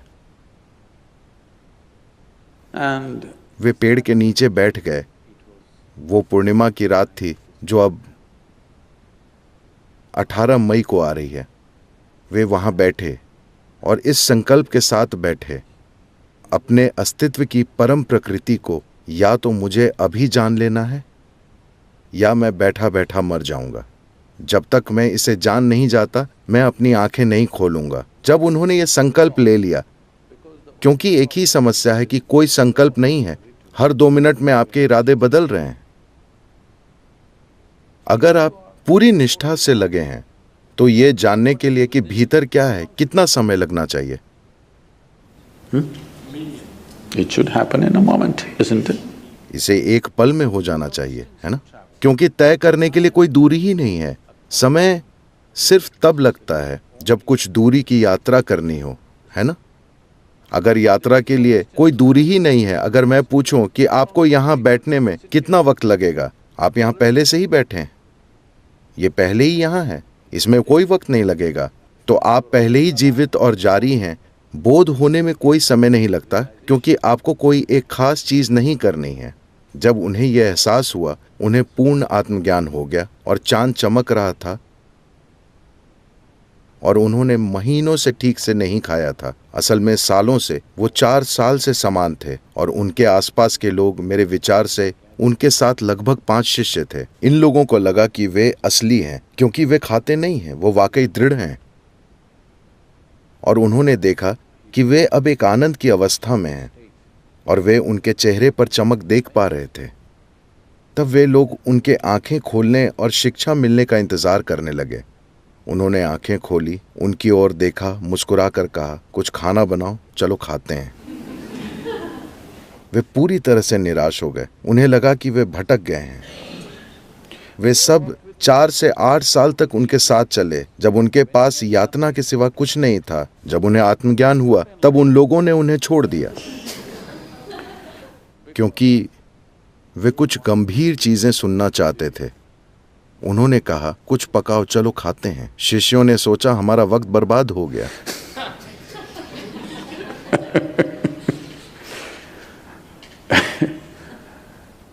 उनके जीवन में कई सुंदर घटनाएं हुई हैं। बुद्ध होने के बाद एक दिन वे नदी के किनारे टहल रहे थे और फिर जाकर एक पेड़ के नीचे बैठ गए। इसलिए नहीं कि नीचे बैठने के लिए पेड़ सबसे अच्छी जगह है। आप जानते हैं, चींटियां काट सकती हैं, क्योंकि उन दिनों की सिर्फ वही रियल एस्टेट होती थी। तब हर जगह इमारतें ही इमारतें नहीं होती थीं। तो बैठने के लिए पेड़ एक अच्छी सुखद जगह होती थी। कड़ी धूप में बैठने के बजाय आप पेड़ के नीचे बैठते थे। अपने काम में माहिर एक ज्योतिष नदी पर आया और किनारे पर पैरों के निशान देखे। भारत में किसी भी व्यक्ति के लिए नहाने का हमेशा मतलब होता था नदी पर जाना। वो नदियां सूख रही हैं, मैं बाद में बताऊंगा।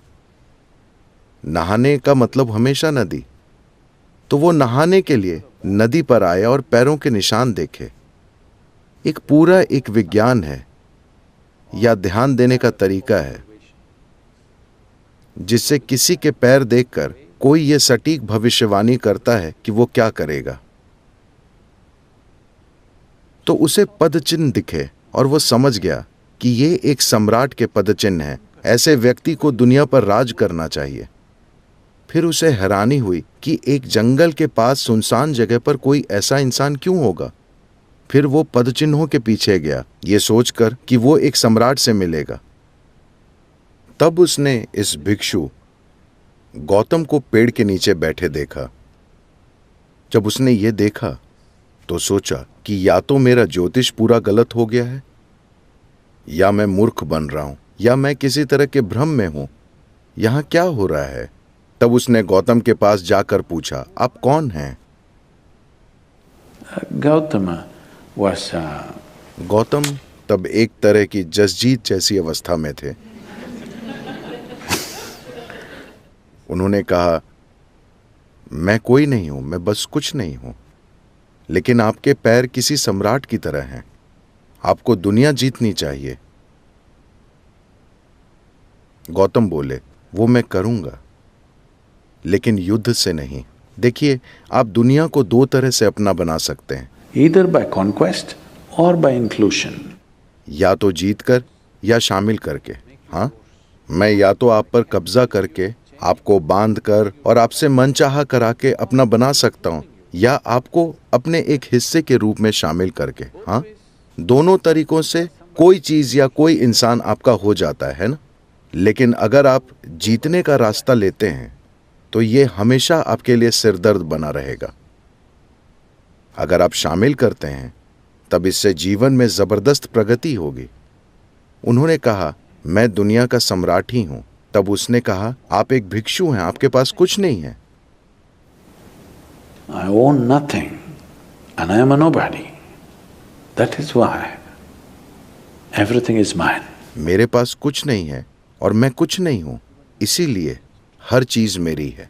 यहां तक कि गणितज्ञ भी आपको सिखाने की कोशिश कर रहे हैं कि शून्य और अनंत एक ही चीज है। तो आपके नो थिंग बनने का मतलब ये नहीं कि आप बेकार हो गए। आपके नो थिंग होने का अर्थ है आप सब कुछ शामिल करने लगे हैं, है ना। आपके कुछ होने का मतलब है कि आप सिर्फ वही हो सकते हैं। आप नो थिंग हैं, यानी आप जैसे चाहें वैसे हो सकते हैं। यह जीवन इसी तरह बना है। अगर उत्तरदायी होने की आपकी क्षमता पर कोई रोक नहीं है तो किसी भी पल में आप जो चाहे वो हो सकते हैं, ना। तो गौतम ने कहा, वैसे भी मैं दुनिया का सम्राट हूं। अगर आपको यही शब्द पसंद है, लेकिन मैं असल में कुछ नहीं हूं, क्योंकि हर चीज वैसे भी मेरी है। अगर आप देखते हैं कि मैं हर चीज के लिए जिम्मेदार हूं, तो हर चीज आपकी है ना। कोई व्यक्ति आपका कैसे बनता है? उन पर हक जमाने से या उनकी जिम्मेदारी लेने से? क्योंकि आप उनकी जिम्मेदारी लेते हैं, वे आपके बनते हैं, वरना नहीं है, है ना। अगर आप जबरदस्ती उन्हें अपना बनाते हैं तो वे कभी आपके नहीं होंगे, हाँ या ना। अगर आप जबरदस्ती किसी पर हक जमाएंगे तो क्या वे कभी आपके होंगे? वे आपके कभी नहीं होंगे। तो ये ज्योतिषी बैठ गया। उसने कहा, आप एक भिक्षु हैं, आपके पास कुछ नहीं है, और आप कह रहे हैं कि आप जसजीत हैं, माफ कीजिए, और आप कह रहे हैं मैं कुछ नहीं हूं और हर चीज आपकी है। ये क्या है? गौतम ने कहा, आप आइए, आपके लिए मेरे पास एक तरीका है। आप जीवन की भविष्यवाणियां करने में व्यस्त हैं, मेरे पास योजना है।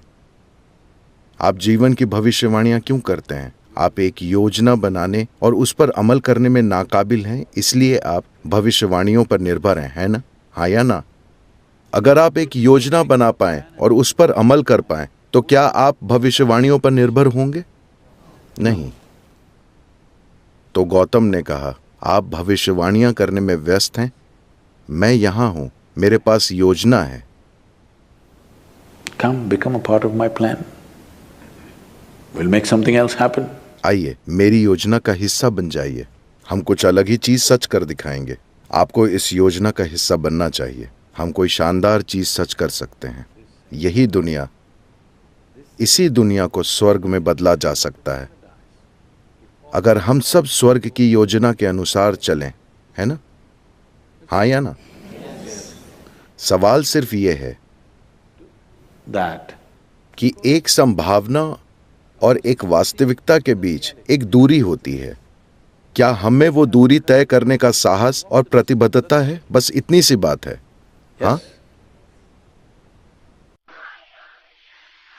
कि कौन तुम्हें सुख दे पाता है, कौन तुम्हें दुख दे पाता है, सब तुम्हारे मन का ही हिसाब है।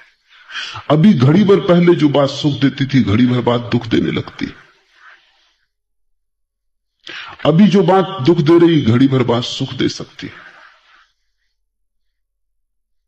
तुम्हारी व्याख्या, तुम कैसे उस बात को पकड़ते हो, क्या उस बात को रंग देते हो, क्या रूप देते हो। और अगर तुम्हें यह दिखाई पड़ जाए कि कोई दूसरा सुख नहीं दे सकता तो दुख कैसे देगा? किसने तुम्हें कभी कोई सुख दिया, याद है कुछ? किसने तुम्हें कभी कोई आनंद दिया, याद है कुछ? और जब किसी ने कोई सुख नहीं दिया तो दुख कोई क्या देगा? मैं एक गीत कल पढ़ता था, बात मूल्यवान लगी। डरूं मैं किस लिए गुस्से से, प्यार में क्या था, मैं अब खिजा जो रोऊं बहार में क्या था, डरूं मैं किस लिए गुस्से से प्यार में क्या था। जब दूसरे के प्यार से कुछ न मिला तब उसके गुस्से से क्या परेशान होना है। जब प्यार ही कुछ न दे सका तो गुस्सा क्या छीन लेगा। मैं अब खिजा जो रोऊं बहार में क्या था, और अब पतझड़ आ गई, सब वीरान हुआ जाता है। इसको रोऊं, लेकिन बहार में क्या था। जब बहार थी तब भी जब कुछ पास न था, जब बहार में भी कोई सुख न मिला, तो अब पतझड़ में दुख का क्या प्रयोजन है। लेकिन आदमी बड़ा अजीब है, जिनसे तुम्हें सुख नहीं मिला उनसे भी तुम दुख ले लेते हो। जिनके जीते जी तुम्हें कभी कोई शांति नहीं मिली, उनके मरने पर तुम रोते हो। मैं एक युगल को जानता हूं। जब तक पति जिंदा रहा, पति और पत्नी निरंतर कलह करते रहे। कभी कभी मेरे पास आते थे, लेकिन सुलझाव कोई आसान न था। सब उलझाव सुलझ जाएं, पति पत्नी के बड़े मुश्किल से सुलझते, क्योंकि सुलझाने नहीं चाहते। शायद वही उनकी जिंदगी है, वही व्यस्तता है, वही कुल भराव है, वो भी चला जाए तो फिर बड़ा खाली हो जाता है। कई बार तलाक देने की बात भी उठी, लेकिन उस पर भी राजी ना हो पाते थे। फिर पति शराब पीने लगा और शराब पीते पीते मरा। जवान ही था, अभी कोई 36 साल उम्र थी, ज्यादा नहीं थी। जब मर गया तो पत्नी मेरे पास आई, छाती पीट पीट कर रोने लगी। मैंने उससे कहा, अब तू रोना बंद कर, क्योंकि जिस आदमी के कारण तू कभी हंसी नहीं, उसके लिए रोना क्या। और मैं जानता हूं कि 1000 बार तेरे मन में यह सवाल उठता रहा होगा कि यह आदमी मरी जाए तो अच्छा। बोल, झूठ कहता हूं या सच। वो थोड़ी चौंकी। उसने कहा, आपको कैसे पता चला? पता चलने की क्या बात है, कितनी बार तूने नहीं सोचा है कि आदमी मरी जाए तो झंझट मिटे। अब मर गया, आकांक्षा पूरी हो गई, अब क्यों रोती है? जिससे तुझे सुख नहीं मिला उससे दुखी होने का क्या प्रयोजन है। लेकिन यही बड़े मजे की बात है, सुख लेने में तो तुम बड़े कंजूस, दुख लेने में तुम बड़े कुशल। सुख तो तुम बामुश्किल स्वीकार करते हो, दुख तुम द्वार सजा के खड़े हो सदा, स्वागतम, हाथ फैलाए खड़े हो सदा। तुम दुखी होना चाहते हो, दुखवादी हो, अन्यथा कोई कारण नहीं तुम्हारे दुखी होने का। जीवन को जो जानते हैं वो पहचान लेते हैं कि न तो दूसरे से सुख मिलता है न दुख मिलता है, न तो किसी के जीवन से तुम्हें जीवन मिलता है, न किसी के मौत से तुम्हें मौत मिलती है। डरूं मैं किस लिए गुस्से से प्यार में क्या था, मैं अब खिजा जो रोऊं बहार में क्या था। और जब तुम्हें दोनों बातें साफ दिखाई पड़ जाती तब जैसे एक उद्घाटन हो जाता है भीतर, एक बिजली कौन जाती कि ये मैं ही हूं, अपनी ही शकल देखता हूं, दूसरे तो केवल दर्पण है। अपने ही प्रतिबिंब, अपनी ही प्रतिध्वनि, अपनी ही परछाई पकड़ता हूं, दूसरे तो केवल दर्पण, घाटियां हैं जिनमें अपनी ही आवाज गूंज के लौट आती।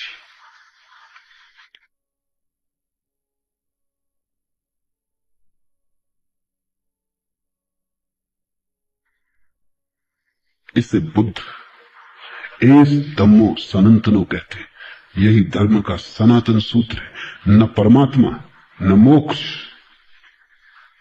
न वेद,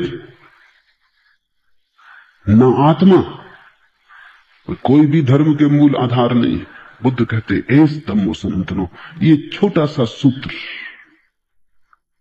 कि तुम्हारे दुख के कारण तुम हो, तुम्हारे सुख के कारण तुम हो, और दूसरे को दुख देने से तुम कभी सुख न पा सकोगे,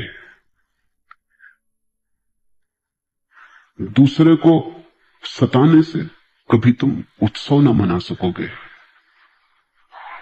वैर से वैर शांत नहीं होता, अवैर से शांत हो जाता है। अवैर बरस जाए, वैर की अग्नि शांत हो जाती, फिर हो या न शांत ये कोई सवाल नहीं है, तुम्हारे लिए समाप्त हो जाती है। जिस व्यक्ति को ये सूत्र समझ में आ गया उसके लिए नरक नहीं, वो यही इसी क्षण में प्रविष्ट जाता है।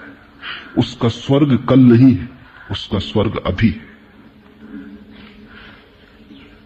हम इस संसार में नहीं रहेंगे, सामान्य जन ये नहीं जानते, और जो इसे जानते हैं उनके सारे कलह शांत हो जाते। बड़ी थोड़ी देर का बसेरा है, रैन बसेरा।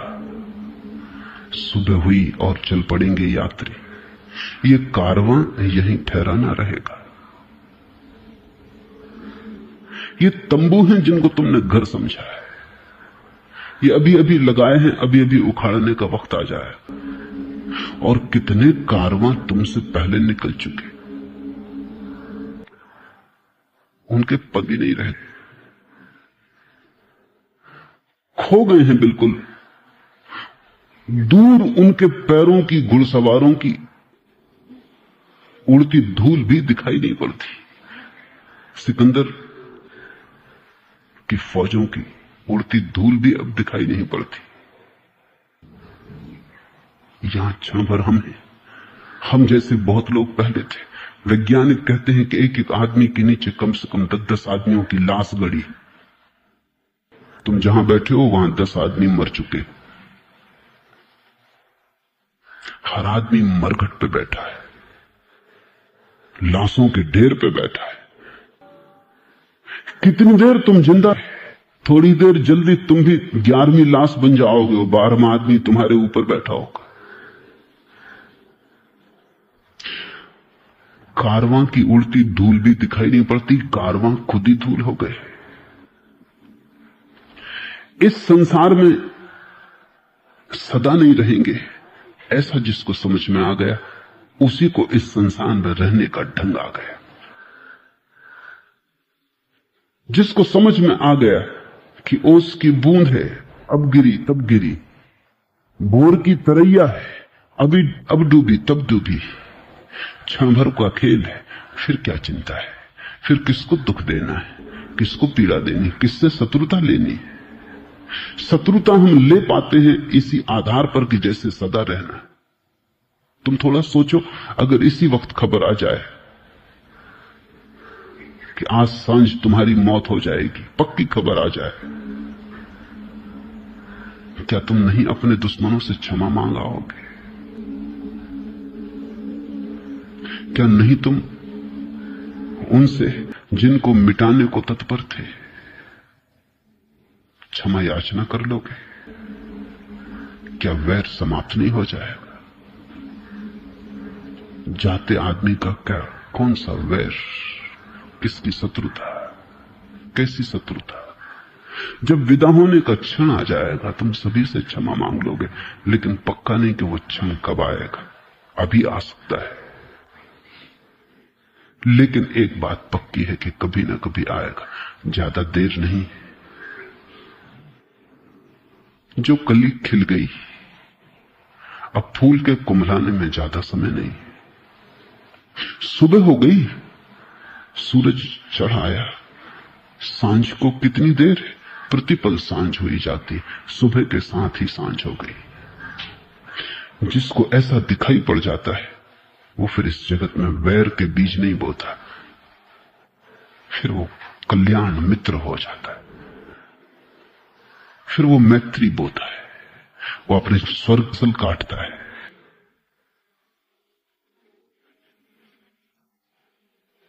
हम इस संसार में नहीं रहेंगे, सामान्य जन ये नहीं जानते।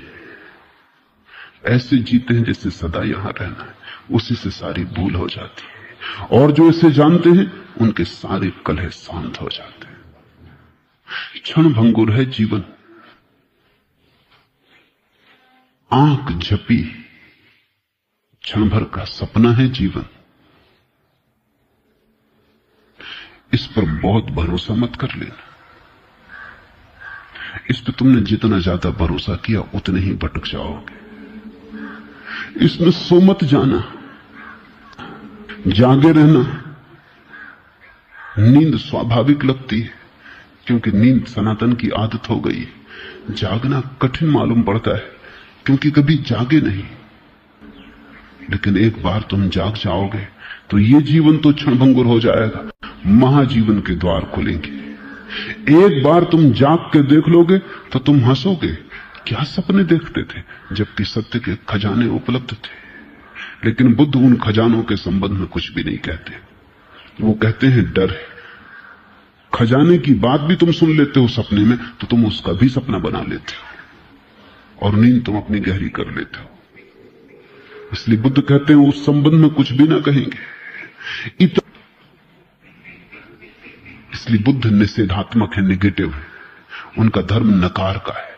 वो ब्रह्म की बात नहीं करते क्योंकि वो तो उसकी बात हो जाएगी जो खुली आंख से दिखाई पड़ता है। वो मोक्ष की बात नहीं करते क्योंकि तुमसे क्या मोक्ष की बात करनी, तुम इतनी गहरी नींद में पड़े हो।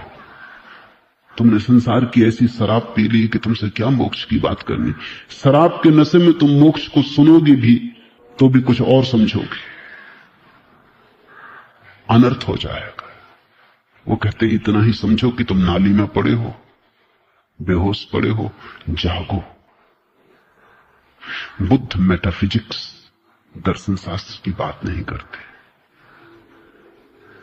सिर्फ तुम्हारी बीमारी की बात करते हैं और निदान उनका दुरुस्त 100% सही है। इस निदान पर सोचना।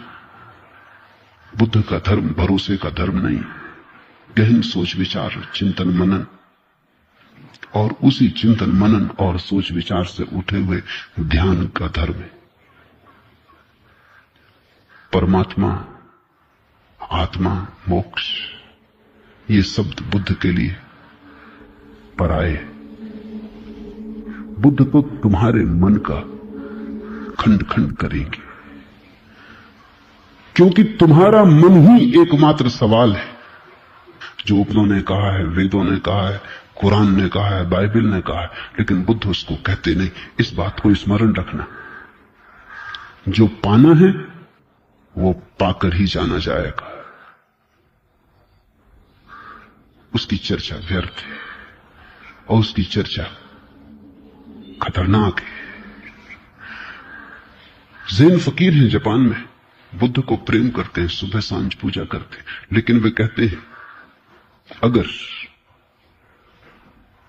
बुद्ध का भी बहुत ज्यादा विचार मन में आने लगे और बुद्ध के प्रति भी बहुत ज्यादा लगाव बनने लगे तो सावधान, कहीं नींद में नया सपना तो नहीं आता। तो रास्ते पे जाएं, उठा के तलवार काट देना। बोकुजू अपने गुरु के पास था, उसके गुरु ने कहा कि देख अब वो खतरा करीब आ रहा है जब बुद्ध तुझे रास्ते पे मिलेंगे, डरना मत, लगाव भी मत करना, राग मत लगाना, उठा के तलवार काट देना, 2 टुकड़े खंड खंड कर देना बुद्ध के, चाहे तोड़ के नमस्कार कर लेना लेकिन पहले तोड़ देना। बोकुजू ने कहा लेकिन तलवार, कहां से तलवार लाऊंगा वहां?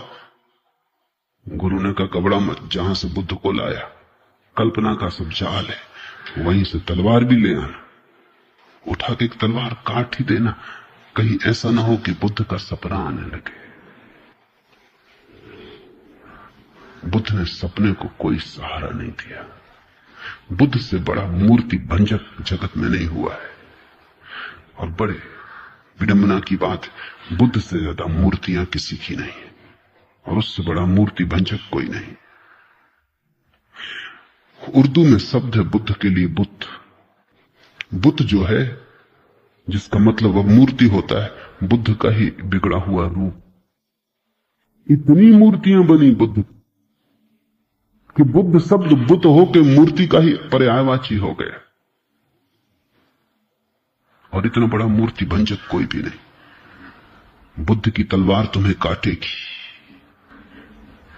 तुम्हें खंड खंड कि तुम ही बचो तुम्हारी शुद्धता में, तुम्हारे परिपूर्ण निर्दोषता में, तुम्हारे क्वारेपन में। वही बच्चा है जो काटा नहीं जा सकता, नैनम छिदन्ति शस्त्राणि, जिसे छेदा नहीं जा सकता, जिसे जलाया नहीं जा सकता। बुद्ध छेदेंगे और जलाएंगे ताकि जो छेदा जा सकता है वो छिद जाए, जो जलाया जा सकता है वो जल जाए, और फिर तुम बच जाओ तुम्हारी परिशुद्ध अवस्था में। वही वेदों का ब्रह्म है, महावीर का कैवल्य है, कपिल और कणाद का मोक्ष, बुद्ध का वही निर्वाण है। निर्वाण शब्द नकारात्मक है। निर्वाण का अर्थ होता है दिए को फूंक कर ज्योति का। बुद्ध कहते हैं ऐसा ही निर्वाण है। मैं चाहूंगा कि तुम फूंक मारो और अपने को बुझा दो, और फिर मत पूछो कि कहां गए। खो गई अनंत में, हो गई एक एक के साथ, मगर पूछो मत कहां गई। निराकार के साथ एक हो गई, मगर पूछो मत। कहने में बात बिगड़ जाएगी। चुप्पी और चुप्पी में समझ लो। ऐसी बड़ी गहन बुद्ध के विश्लेषण और निषेध में हम उतरेंगे। अगर तुम हिम्मत पूर्वक बुद्ध के विश्लेषण में उतर जाओ तो बुद्ध तुम्हें परम स्वास्थ्य की दशा